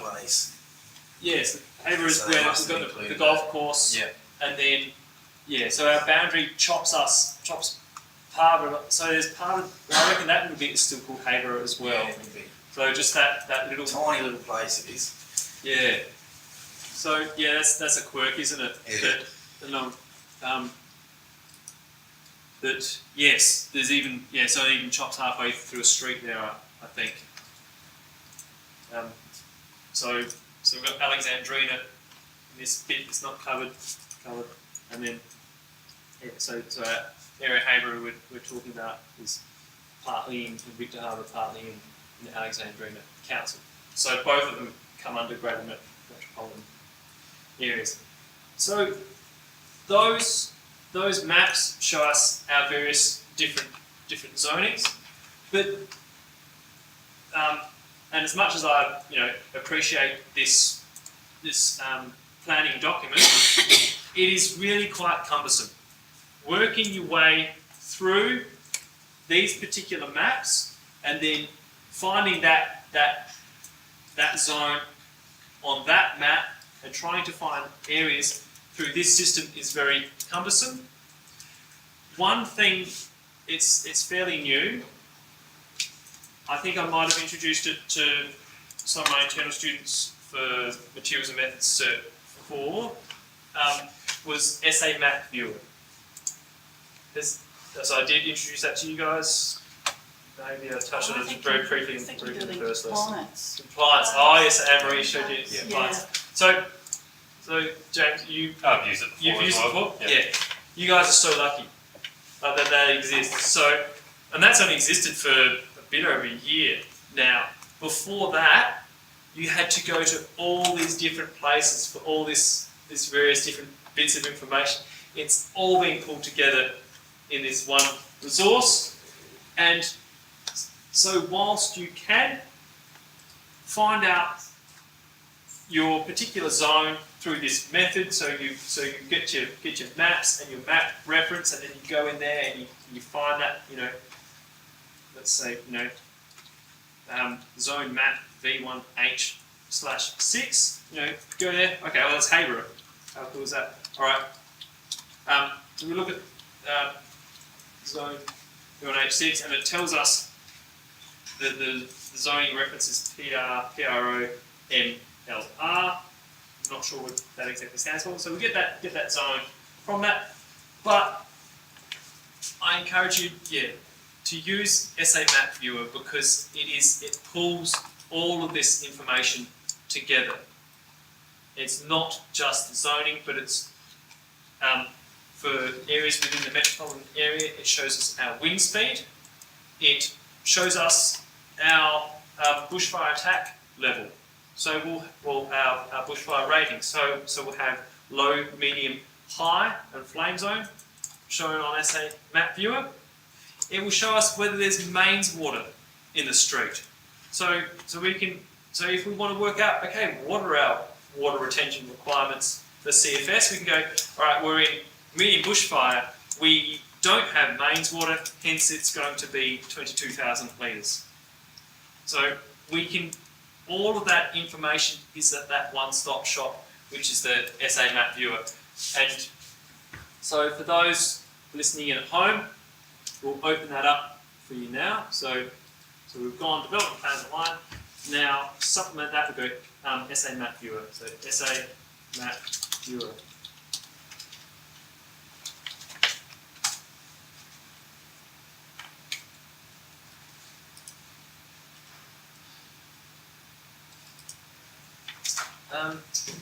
So let's stay in Hayborough. Does anybody know an address in Hayborough? A street name? 3 Hicks Court. Okay. 3 Hicks Court, Hayborough. So there we go. It's near the golf course. Yeah. See that big, that's where they built the Audis and the Bunnings and that. They built, you see the grass area all in here? Yes. That's where they built massive Audis now. Right. So all this, that's the playground I was talking about. That Yeah. they've had to get rid of. Yeah. That's the a lady doctor's has surgery and stuff now, and this is all car park. Right. And then across the road down here a bit further is the biggest Bunnings you've ever seen in your life, and Coles. So that's all you see that as you drive into the main street. Yeah. So rather than coming here and look at the ocean. Yeah, the beautiful ocean that you used to see as you got there. Now it's just concrete building. So it's big really, precast buildings. really changed the amenity of the area. And Well, for a city, a town that's got 20,000 people, it's got 3 Coleses and Audis, a Woolworths, your general store, like, it's got way more than you need. Yeah. So all that main street of Victor Harbour now, that beautiful street Yes, to walk down, Yeah. dead. Dead. Yeah, just Yeah, pubs and every other because shop's you can't- empty. Yeah, You can't park there easily Can't and park there, whatever, nothing. and it's everyone it's goes one-way to the- streets and whatnot. got the shopping centre back behind it and that. So we found this place in Hayborough, and then with this we've got our various different types of maps. So typically the easiest one to navigate is roads, because when we just click on roads, that shows us where our roads are, but it shows us our what's called cadastral information. So has everybody's put in number 3 Hicks Court? Yeah, everyone's there. So, and if we go to roads, it shows us our cadaster. So cadaster, that is the word for real estate ownership information. So that defines our various different blocks that can be separately owned. And then satellite, well, that's fairly self-explanatory. That's the satellite image. It's updated every now and again. And then our last map that we have is our topographic map. So topographic, that's for topography. That shows us how sloped the land is. And typically we're at 5 metre intervals, and we differ from that slightly with this topographic map in this area. So yes, 2 metre intervals. So not very slopey stuff. Although there is some slopey stuff here in Hayborough, I'm sure, if we head a little bit more toward the beach. So just grab it and move your mouse, and you see this area along the beach here. Our topographic lines are closer together. That means that it's slopey. That it has a lot of slope to it. So does everybody understand that easily? So head back to number 3 Hicks Court, and let's put it back on roads again, because that easily displays our cadaster. Then we can choose all of our different information from our data sets in doing that. So with our data sets, we have landscape and water, environment and climate, land management, infrastructure and utilities, business and industry, society and events, emergencies and safety. The business and industry, society and events, emergencies and safety are the elements which I haven't used professionally. The other ones are ones that I have. So these top 4 are what you are going to typically use, and what you will have to learn to navigate. So have a good muck around with that. So yeah, geology and soils, awesome information for both farmers and developers to know what's under there. Water. So what do we find in water? Do we have any bores located on here? Well, there's watershed protection zone, watershed areas there. That's going to be important to you. Water courses, that's important to you, because for on-site wastewater retention, you can't do a septic system within 15 metres of a designated water course. A few years ago, I would have to go and order, was that Duna Map 29 or whatever, like to find the designated water course to go, is that creek a designated water course or not? Because you can't tell that by looking at it. You have to know whether it's on their maps. So you've got that. But then, yeah, we've got a host of other aspects within landscape and water you can have a look at. Environment and climate. So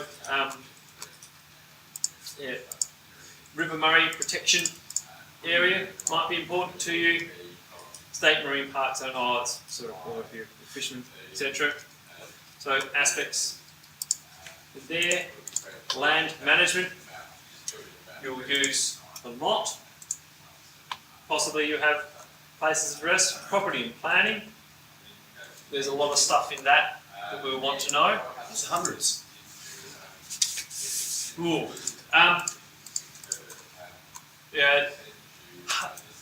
Hundreds. So our state is divided up into a host of different things.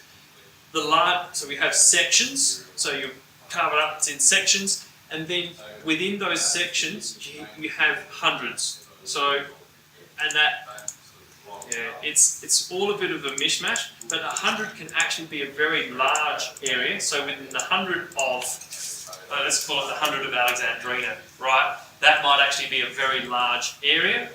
Or within the metropolitan area, the 100 of St. Peter's might be a very small area, and that might only include just a small piece.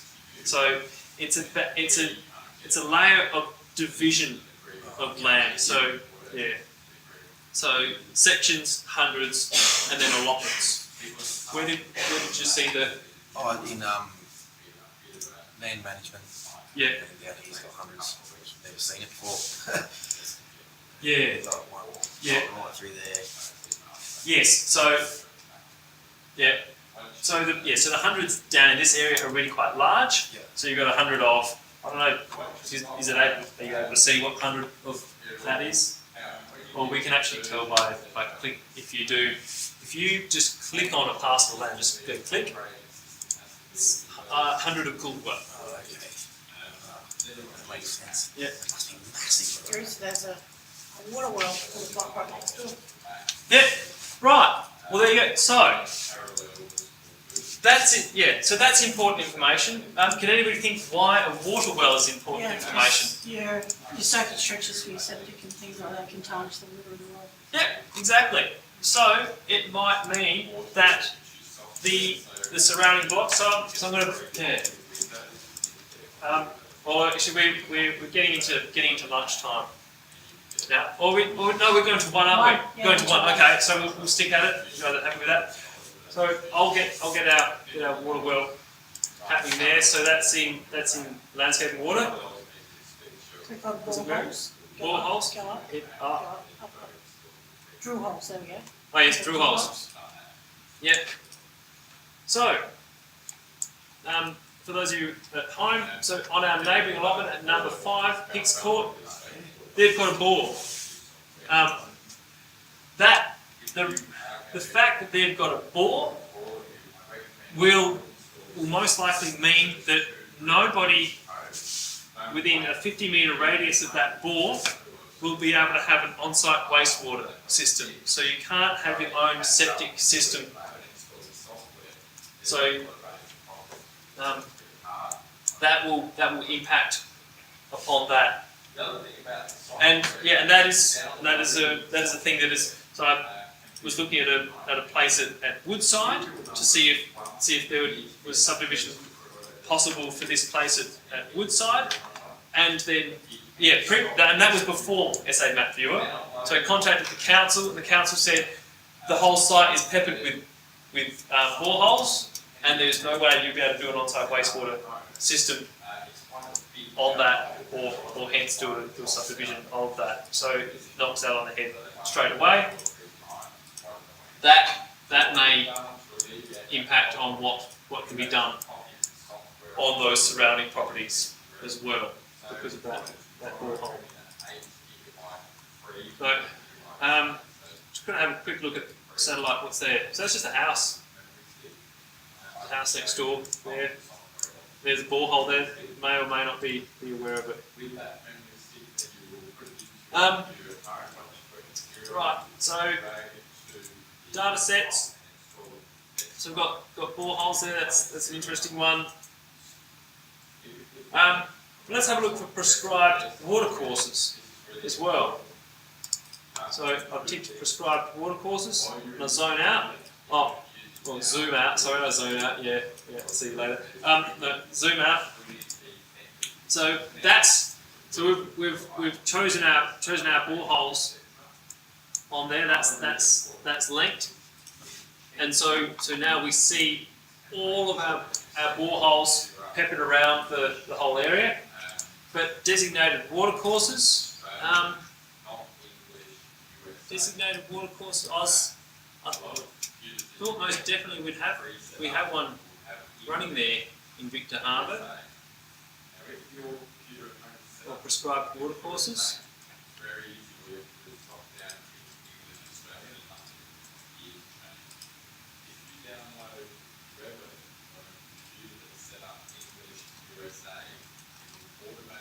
I'm surprised that the creek that runs in through Victor Harbour there is not a prescribed watercourse. Yeah, that is odd. Yeah. So we definitely have it around the lakes. So our lower lakes there, that's prescribed watercourse. And we'll have a quick look at Finnis there. Yeah, so, or Currency Creek. So that's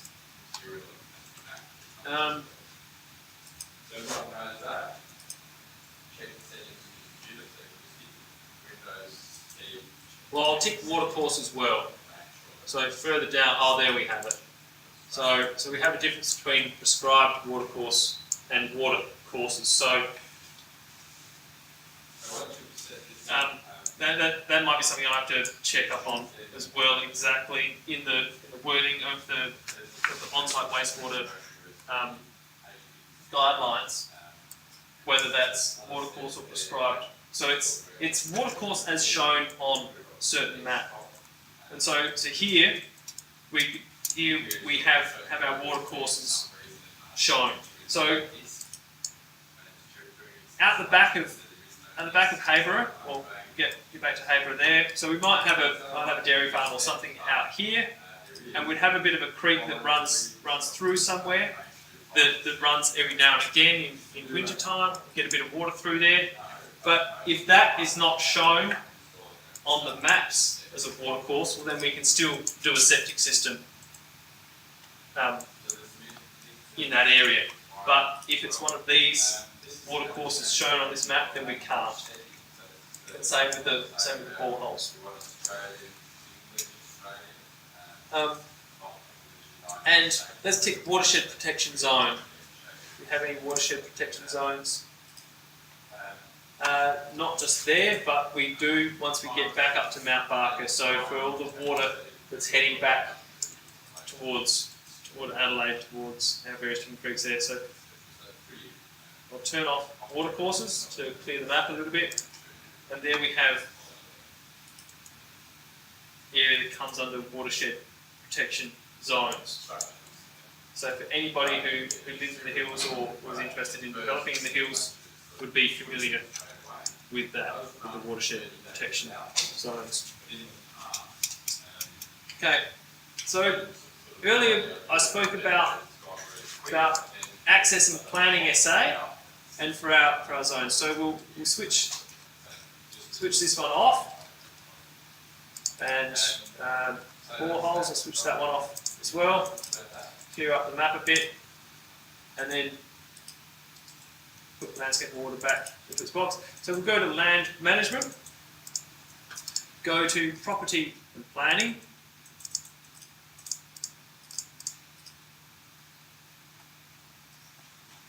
and land development plan zone categories. So we'll switch that one on.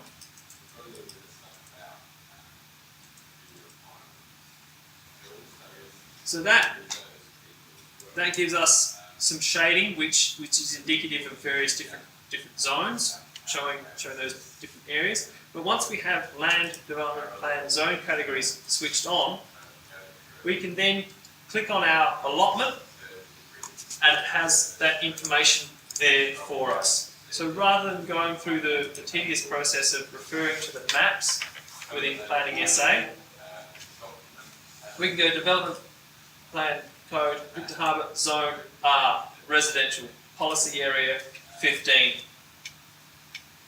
Once we have that information, we can go back to our online development plan, scroll up to go to, or we can search for our residential zone as well. Zone section. So residential zone, and we are policy area number 15. So policy area 15, Hayborough North. Shrink that down a bit so it fits on the page. So that is the zoning that relates specifically to our allotment. So objectives: policy area accommodating residential development in the form of detached and semi-detached dwellings that do not exceed 2 stories in height. So do 2 stories, but can't do 3. Residential development that incorporates high quality landscaping and building design in a manner that minimises the impact of the development on the amenity of adjacent residential properties. Development that contributes to the desired character of the policy area, and then it sets out the desired character of the area. So the policy area comprises gently undulating land which has been gradually developed for residential purposes over the last 30 years. Accordingly, the area contains a mix of holiday home accommodation to more recently developed permanent accommodation. So it sets out our desired character there. There may be aspects in that. So future residential create an attractive, highly cohesive, low to medium density residential character. So when we read things like highly cohesive, low to medium density residential character, can I get some suggestions about what that is describing and what that is not describing? Just normal housing, not by Like density. communities, yeah, housing, schools, not commercial business. Yeah, not Aldi supermarkets and Bunnings. Yeah, Not retirement villages and things like that, just more normal. Houses that sort of look the same and have a similar design. Yes, that's what jumps out of the page for me. This highly cohesive. So that term highly cohesive. So that means probably no mud brick houses with thatched roof. But it does say to me colour bondle tile roofs, brick veneer or rendered facades. It doesn't say to me weatherboard houses on stumps next to funky architecturally alutabond clad thing. They want a cohesive design and something which is highly cohesive, low to medium density residential character. So low to medium could be, So retirement village type thing. you could, because you can fit low to medium Yeah. retirement village in. And and the nature of the way a retirement village is designed, typically that is highly cohesive with your typical residential character, with your typical suburb. So that's what that's telling us in there. Flat or gently sloping land is appropriate for compact forms of housing. So that means we've got medium, low to medium density, but then there's also mention of some compact housing. So that's being woven into the picture as well. So compact housing, but in a low to medium setting. That's telling me possibly some townhouse type things, some two-story, because we're limited to two-story, but still with yards, still set back from the street, still using materials that are and design language that references the standard sort of residential development.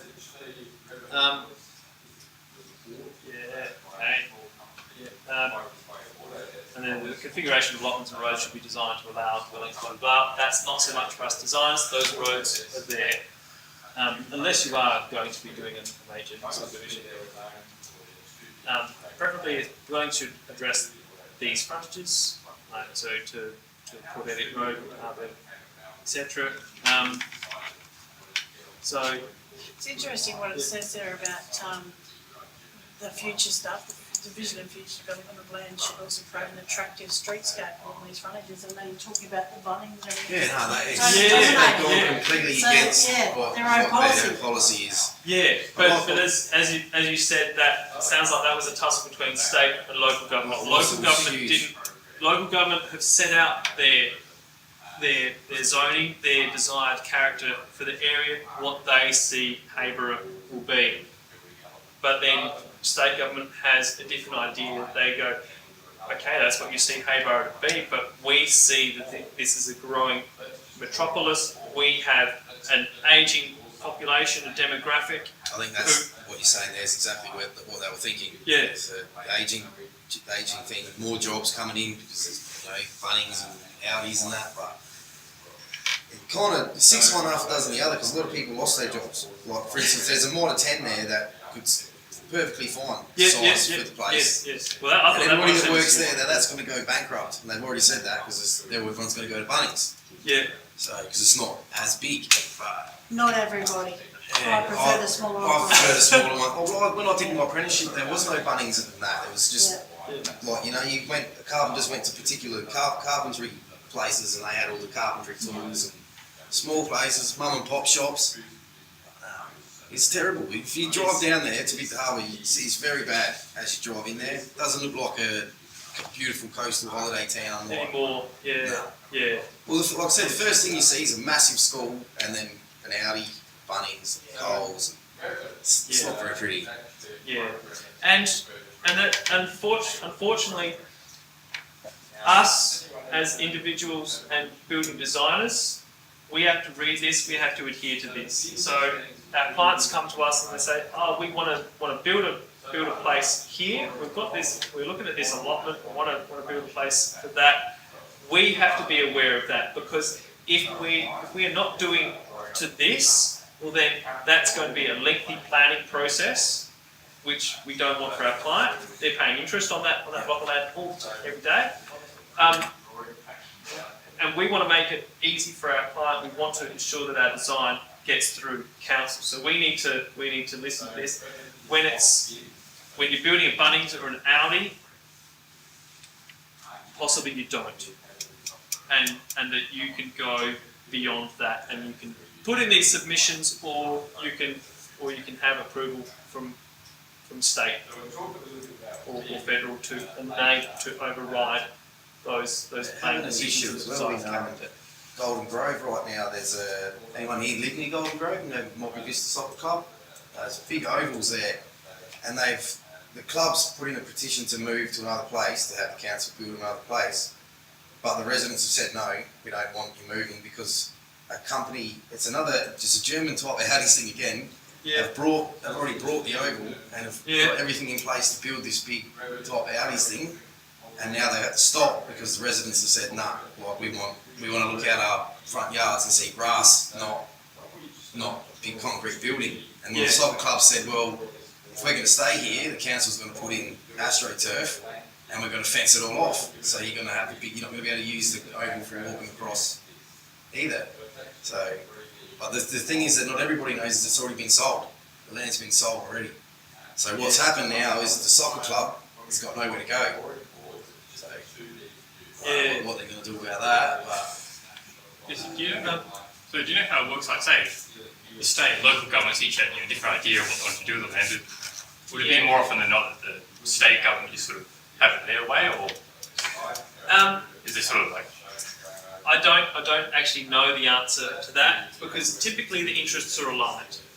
Typically, what the local governments are doing matches in with an overriding idea of what the state government wants to achieve, and they're fairly much in lockstep. It's unusual that you get these, this misalignment of ideas and objectives. So, I really don't. They'd have to just line, otherwise you're constantly fighting each other. Yes. Is there any documentation that state government have formed that the council have to need to follow that instruction of that documentation? There is. So that is the Planning Act of 1996. So, and then that Planning Act is going to be superseded, by the way. But we have that Planning Act in place. Yeah, it's never been, and it won't be thoroughly important for you to actually understand that document beyond what I said, that it sets out that it gives councils the power to impose zoning on properties, which is what we're concerned with. But yes, within that, it sets out that nexus between state and local governments, and so there is a document in place called the Planning Act of 1996. But I don't know enough about that to comment on it and to talk about what that is. But there is another Act of Parliament which has been passed in relation to planning as well, that will eventually supersede that one as well. Possibly this is reading I can do at home to furnish you guys with a bit more of that information, but it does go a bit beyond the scope of what we have to learn to hear. But that interaction is set out in the document. Does that satisfy the question? Because I'm from China. Yes. The system works so differently. Very different. Yeah, because just like the state government level, they have the registration about the very strict of the land use. Then the local government, you mean the council, will follow up that land use to distribute every land to the builder. So you can't change the zoning. Yes. Yeah, just like I already on this map, I already this kind of black already farming is a farm on that map, so you can't change the farm to the residential. So maybe in Australia you can just change the land use, but in Chinese government you can't. And the government and the state government will amend that law. I mean the legislation of the land use every 5 years. Right. Yeah. So you have to obey that. So you don't have to. You just need to follow that instruction. So you don't need to say I want to change the land use of this block. You can't because it's protected by law. Yeah. And so there are significant differences, and of course there's significant differences between Australia and New Zealand, or Australia or Papua New Guinea or Indonesia or so. Every country has its own approach to these various different things, although they're built around the same concepts of having zoning. But yes, so the system in China differs significantly from how it is in Australia, but still the process of actually changing a zoning in Australia is not an easy process either. Yes, individuals or corporations or individuals representing corporations can lobby for zoning changes. And the way they lobby for zoning changes is to put together these submissions that detail how it is in the community's best interest for that to be changed. So, as individual corporations, we can do that in Australia. It might not be possible to do that in China because it's the state or the district government that says this is what it is, right? And you guys don't have input in it. So in Australia, yes, we can have input into it, but it is not an easy process to do. Is it similar to the marine park type situation? Or I don't know much about marine parks. I don't know. I think marine parks and things like that, it's far more difficult for individuals or corporations to have any say on that. But I don't know. So it isn't. So zoning changes don't happen easily in Australia either, but there is the avenue for lobbying for them to happen.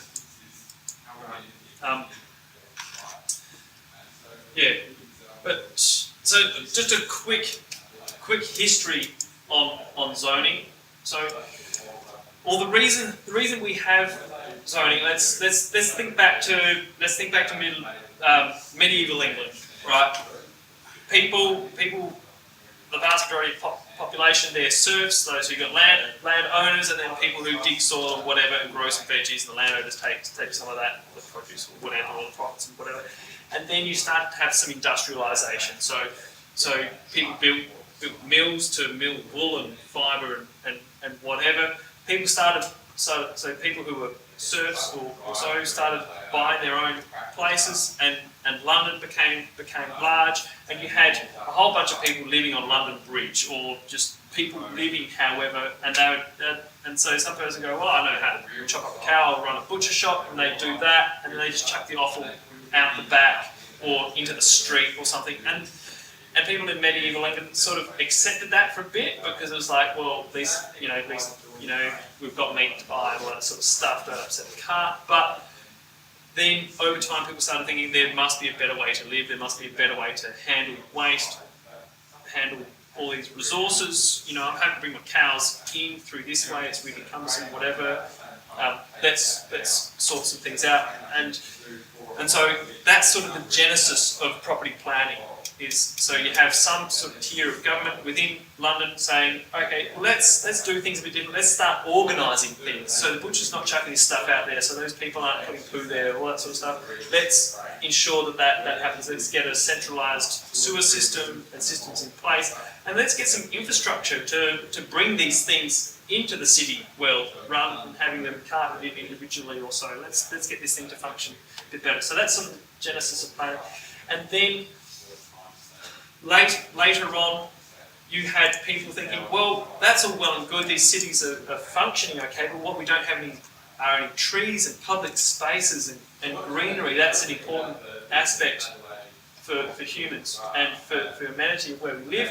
Let's get that incorporated. And so that sort of became a thing, and then the invention of the car, or the invention of the bicycle actually really opened things up so people could travel long distances when they got bicycles. But then cars, the whole thinking about how we design cities changed, and you started having designated residential areas, whereas previously it'd sort of be residential above shops and so on. Let's not have heavy extractive industries or people producing lead or mercury or something right in town. Let's get them out. So that sort of thing happened first. But then other, like Bowden, Brompton area, there was a lot of industry happening there, light industry. It was able to happen there initially, but then when it became more residential, it's like, well, we can't have all that there. We've got to create these zones which are primarily residential with some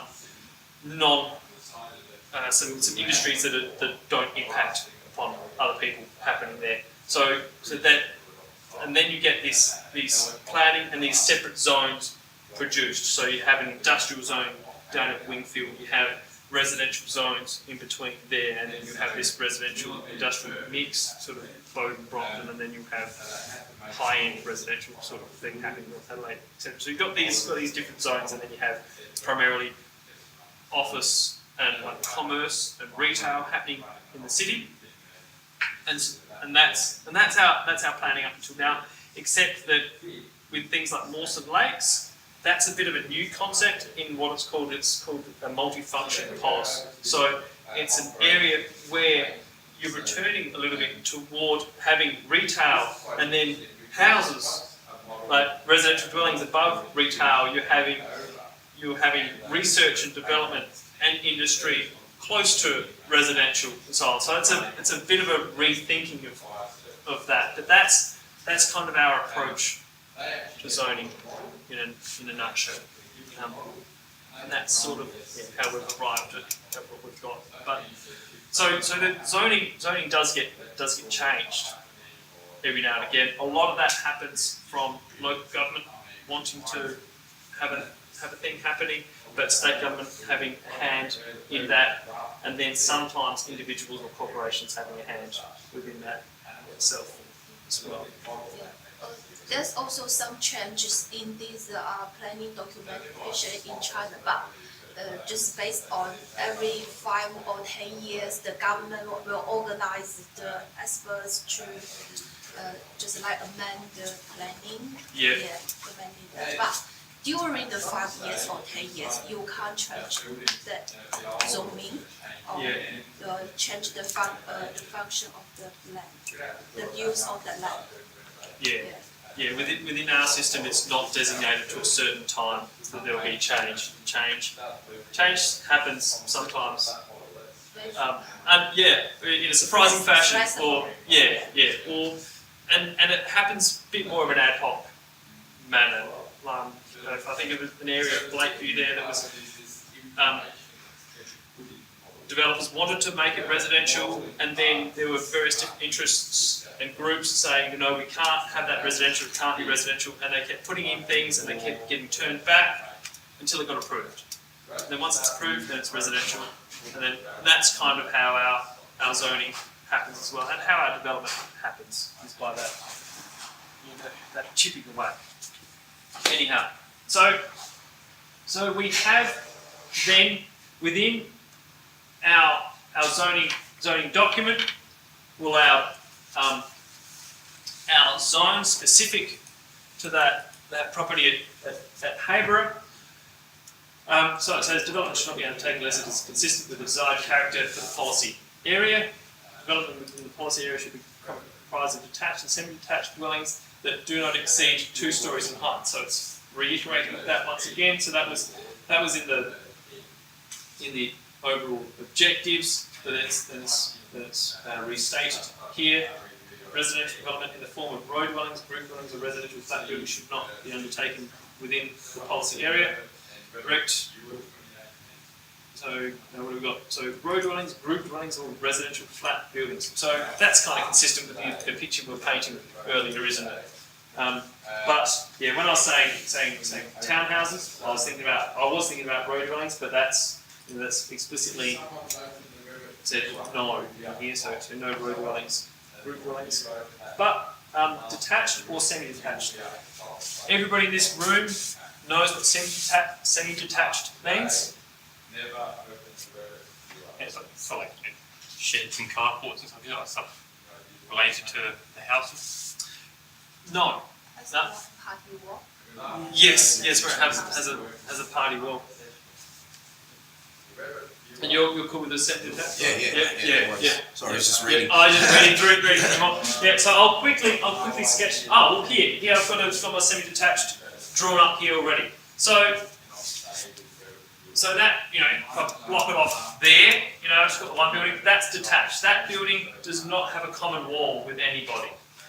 And that common wall might be a common wall we might actually have, let's say this is garage, and then the main house is here, like that. There's our main house. house, and that's actually and this one's garage as well, and that's our main house. You can have semi-detached houses in that fashion as well, where all they share is a garage wall, but it's about this being the property boundary.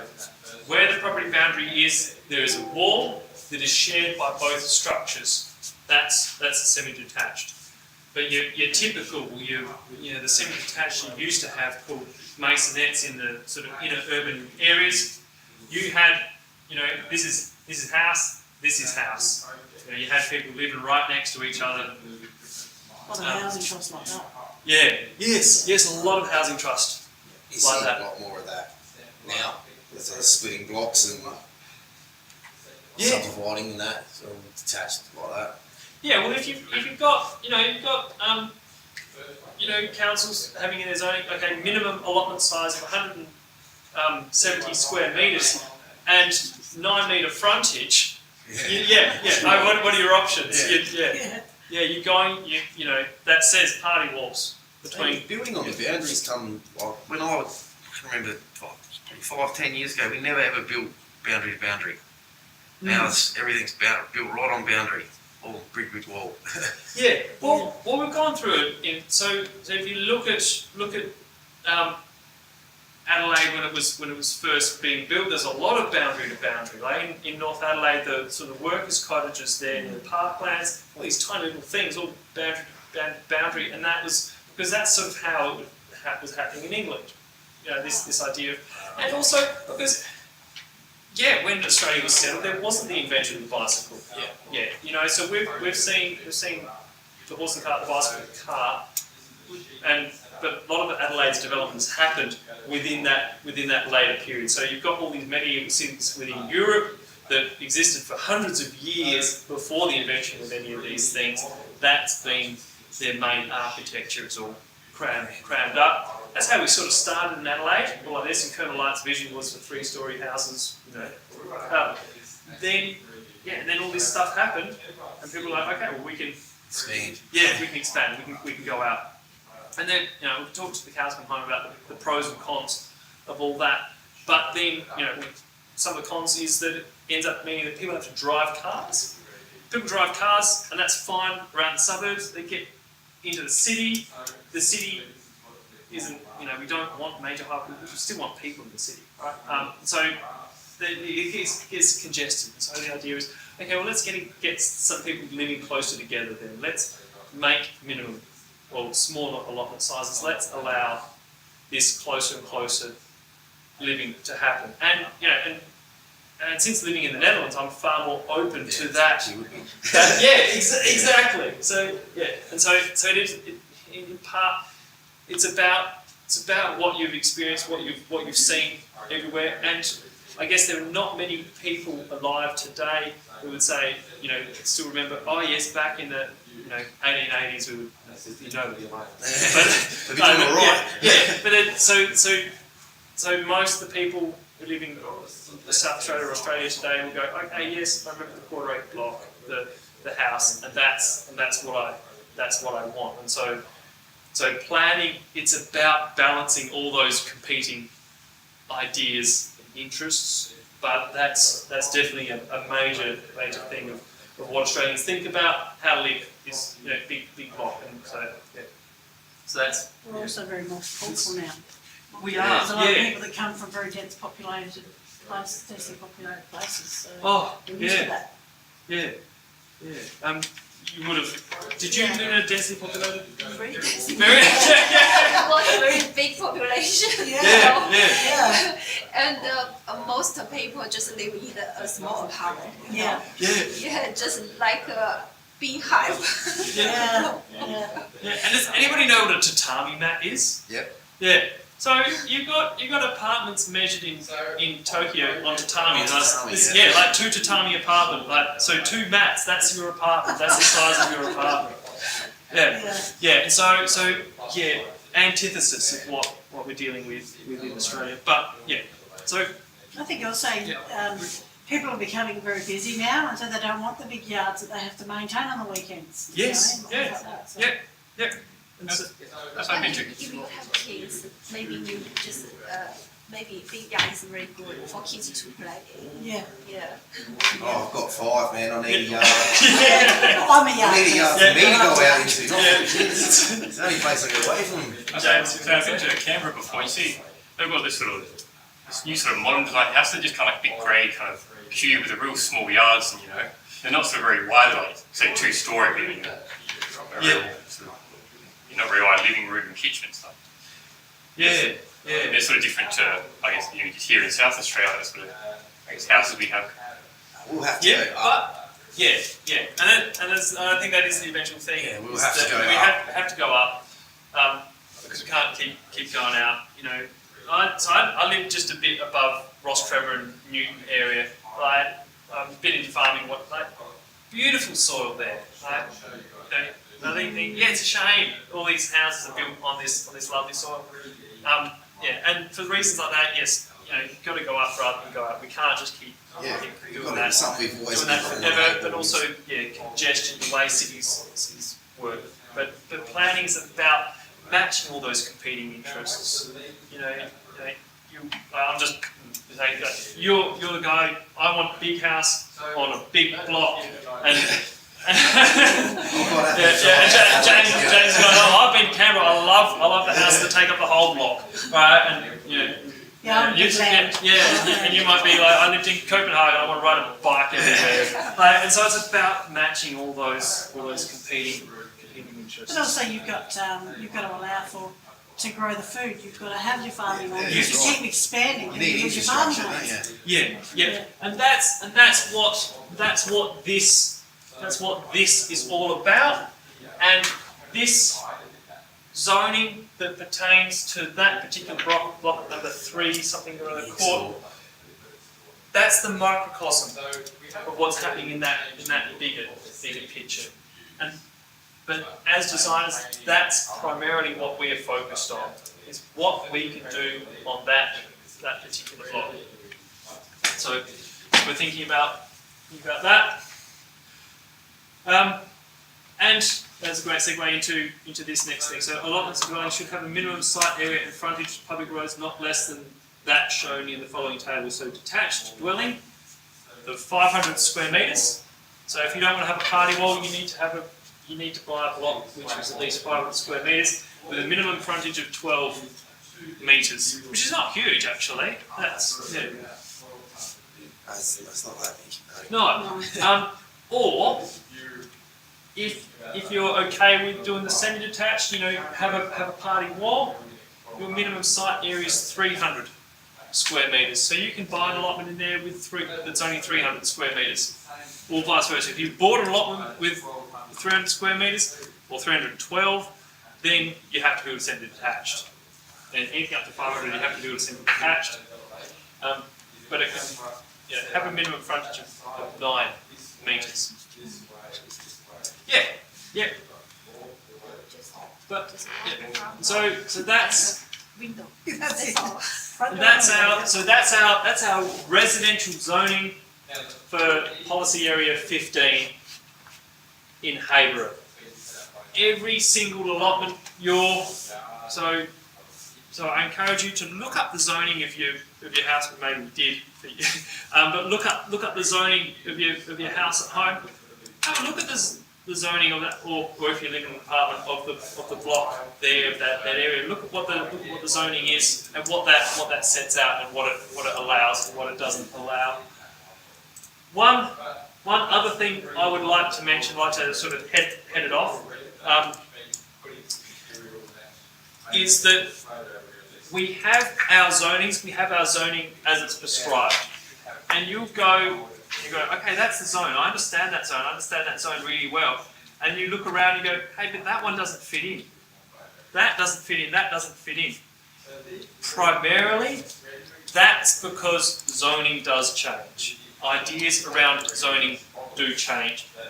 What we have to do is work within the parameters that we are set with today.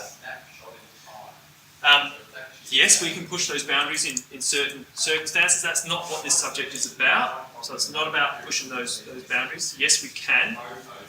And you'll notice that the language used in planning yes, there's the minimum site area and frontage. You can't muck with that.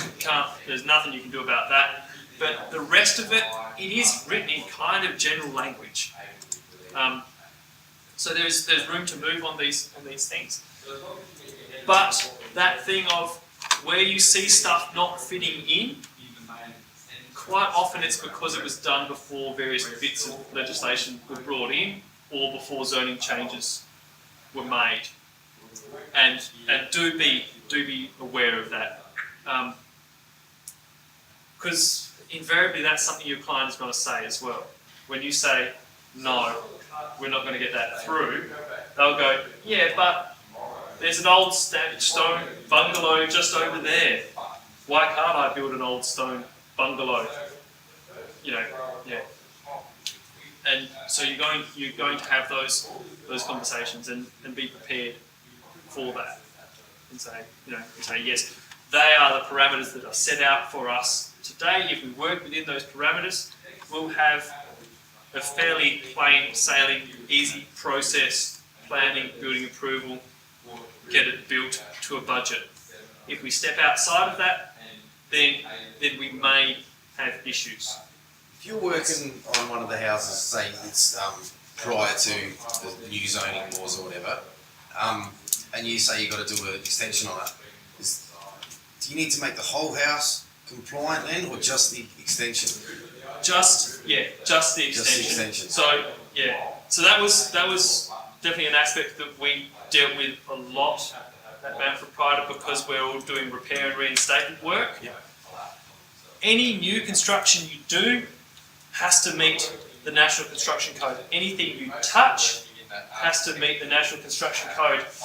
Anything that's there and existing that you have not worked on, you have no liability for, that's existing. That is something that you don't have to bring up to compliance, typically. So exceptions to that rule will be where council will say you now have to provide disabled access, you now have to provide a disabled toilet. Because you've touched that building, you've done something, you have to install fire extinguishers and hose reels. You have to bring that whole building up to code for these particular aspects. Because you've done part of the building, that flows on to some of these other aspects, but it's only in those particular incidences. If I'm doing timber framing in a roof, I'm doing an extension, yes, that timber framing has to comply with AS 1684. If I'm not touching the sheeting or anything of that, the rest of that roof, it doesn't have to. And it gets really weird when you're looking at that and then also maintaining heritage. So you've got state heritage listing which says these things need to be retained. Right, so I had a building at Harndorf, caught a light, an old place built out of red gum slabs and whatnot. Completely not compliant, right? Of course, it was built in 18, when Captain Hart first sailed here.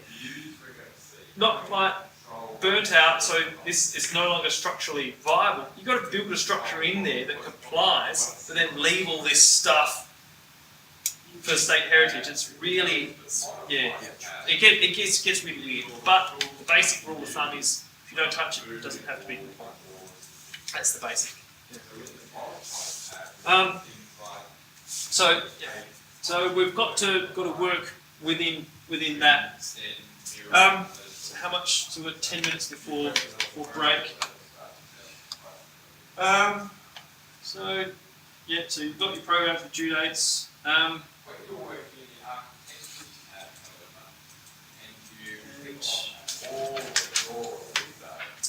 So what? The council's just changed the area where I live, on my property. It was used to be primary reduction, but some people got approval to build a massive golf course in here. So all the land around us has just been changed to rural living, rather than subdivide our lots. Oh right, well see that, and that's a windfall. That's one of those windfall situations. Yeah. That sometimes happens, or one of your neighbours might go like, I didn't want that to happen, because all of a sudden their rates go up because the land is worth more. So there's winners and losers in that. It depends what you want out of The that. rates aren't reflected. Yeah, and sometimes that won't happen. And yeah. Okay. What we will quickly go into before we break. Within,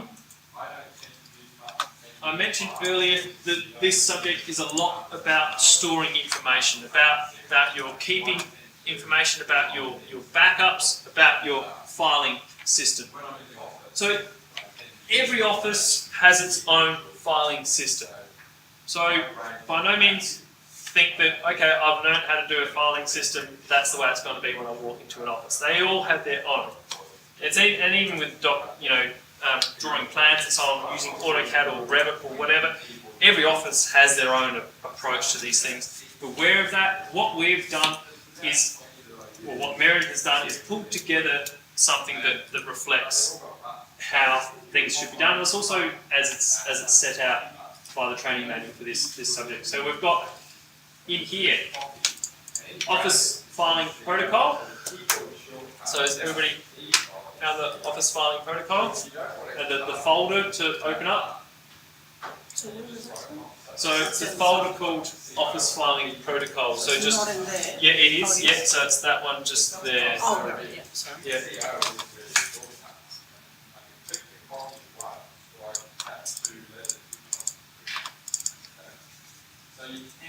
So within here we have an activity log. Now earlier on I spoke about the charging out to clients your blocks of time, etc. That's what this Excel spreadsheet is about. That's part of what it's about. It's this activity log. So you can go on the 13th of April, this is what I did. And it's all recorded there. For all of your assignments in this subject, or for each of your tasks, for the 3 tasks, you are going to have to fill this out. So when you do some work on something, you open that up and you fill that out and you put in the particulars. So you're organising that for yourself as if you were going to be billing somebody for what you've done. So we've got the date, so we put in today's date, 30th of July, file version. So the file version, that's about version control. So with your various different files, you should have it's version 1, version 2, version 3, version 4 when you are recording separate versions of something. So that way you don't go into like a drawing file, for example, and you work on version 4, but then you go back and you open up version 2 and you work on some things and you go, oh yeah, I've got to get all that stuff now in the drawing. So that's what version control is about, is to ensure that there's this linear progression and that is very well organised. Then you have the task, so it'll be task 1 residential development or task 2 multi-residential development, etc. You have time commenced, so you have 2 p.m. and then time completed 2:30 or whatever. I tend to think like 24-hour clock is a good way to go about that, rather than saying 11:30. Just saying 11:30, and you guys might at home be working on that 11:30 in the morning or 11:30 at night. Make that 11:30 for in the morning. What is it? 23:30 for in the evening. Use 24-hour clock. Communication format, so that might not be applicable or it may be applicable. So it might be like my communication format is in drawn documentation, it is in plans or drawings, or my communication format might be email or Word document or report or something. And then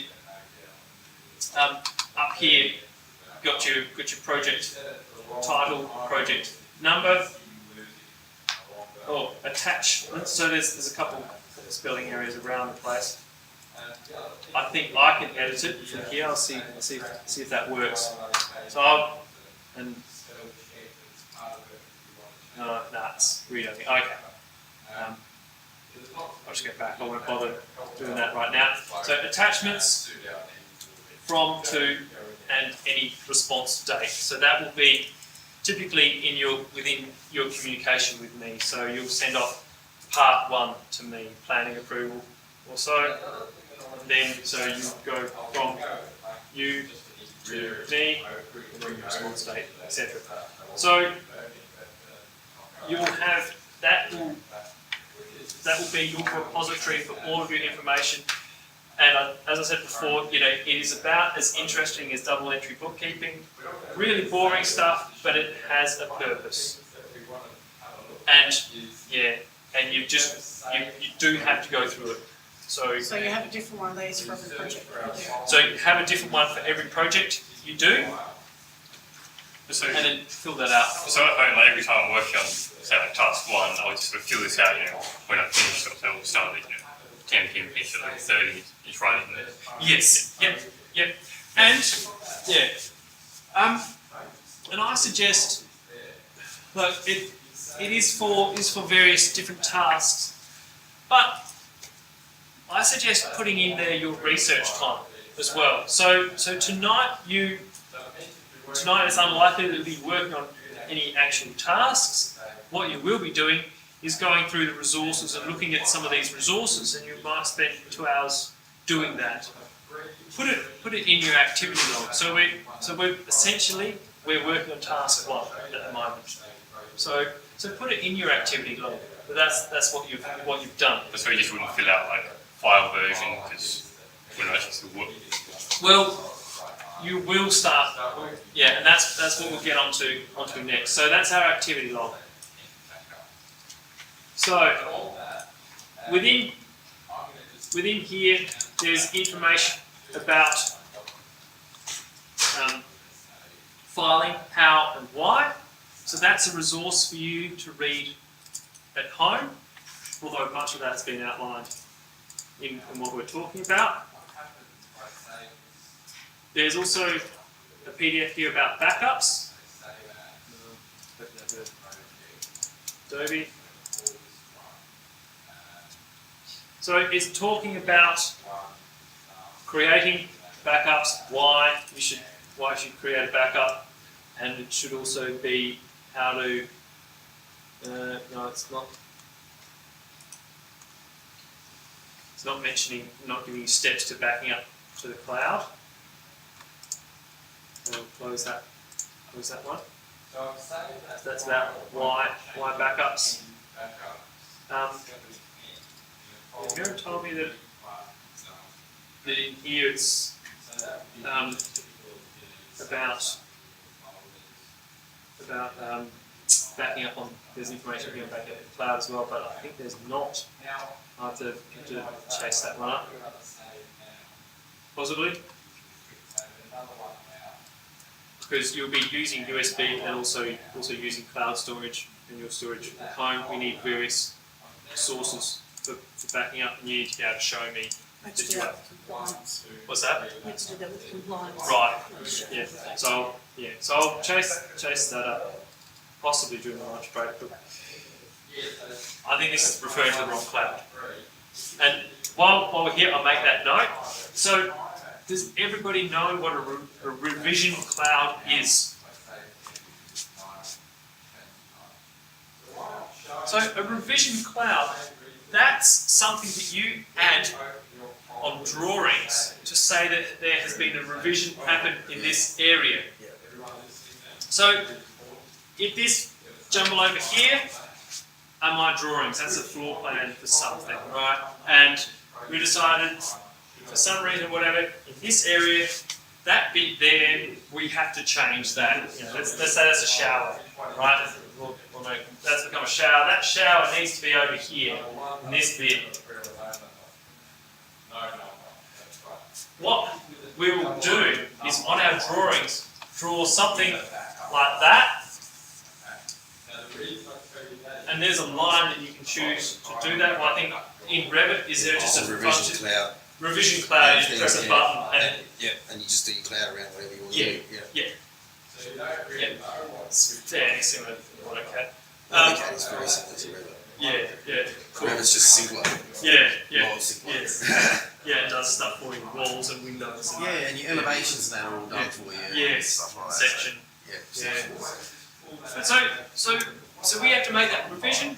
We draw a revision cloud around it, and then we also have a leader, and you've got your various different types of leaders, etc. And we have to draw in accordance with AS 1100, so the 1100.3 for residential drafting, the building drafting. So we have our leader running off that, and then we say revision, and then it sets out what we are changing. So as soon as a builder sees one of these clouds on a plan, they know automatically, oh, something has changed there. And then it sets out what we're doing. So this one will be in a light line weight, like a 0.09 or probably 0.09 line weight. And this one would do, our new location, do that at 0.25 line weight, a bolder line weight, something that reflects the rest of the things in there. So we're saying, visually we're saying, this shower goes from here to there, but then within words, we're also saying this shower needs to go from there to there. And so a builder will open this up, and that revision cloud stands out like the proverbial. They'll go, right, something's happened there, and they'll go, what did the plumber do?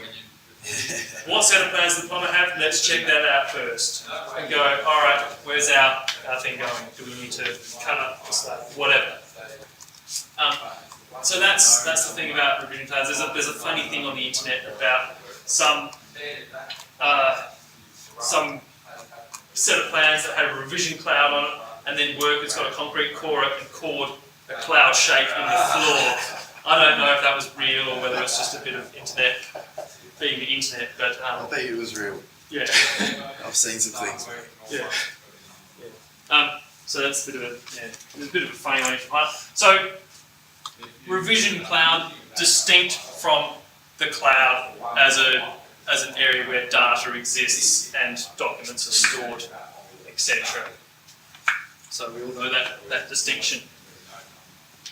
So we're going to have a filing protocol. So that activity log, start that tonight, but also have a look at these other aspects. We've got something there called filing log as well.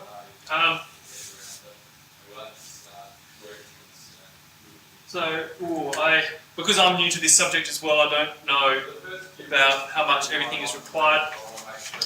I think this will be mandatory as well. So we've got our activity log, then our transmission log or draft filing, date, lodge, item, digital hard copy, file, sub-file, etc. So that's for when you're sending anything off. So if you're giving something to me, you have to fill that out as well, and you keep that log. You keep that log on your USB. You back it up, or you keep that log on your cloud storage, and you back it up to USB, and then you do a USB dump on your computer within areas in a regular fashion to ensure that you've got backups happening. However you want to manage your backups, however you think. So that all differs between offices, and I've only worked for typically large organisations. The smallest one was Map Provider, which is still national, and so we had a data store that sits somewhere. There's a bunch of computers on a physical process in a physical place, and then all the data is stored there. But then we also had hard copy filing as well, and those hard copy files are all scanned because it's a lot of site drawings, like on-site stuff. And so we have this mixture of hard copy which never gets referred to because it all gets scanned and put in these locations, but then that data store is backed up in certain locations. And then as the drafters, we were discouraged from storing anything on our own computers. That all happened within that data store. You as individuals will most likely work differently than that. You might work in a large organisation where you have a data store. You might work in a small organisation where you have a data store. You might work for yourself where you have a filing protocol yourself on your computer or on the cloud, and it's backed up to various different areas. I've heard of people having removable discs that they keep in their parents' house or something. Okay, it's all that stuff from 2017. That's there. So it's about you understanding the concepts, understanding the necessity, and working out your own filing process for that. Okay, so we have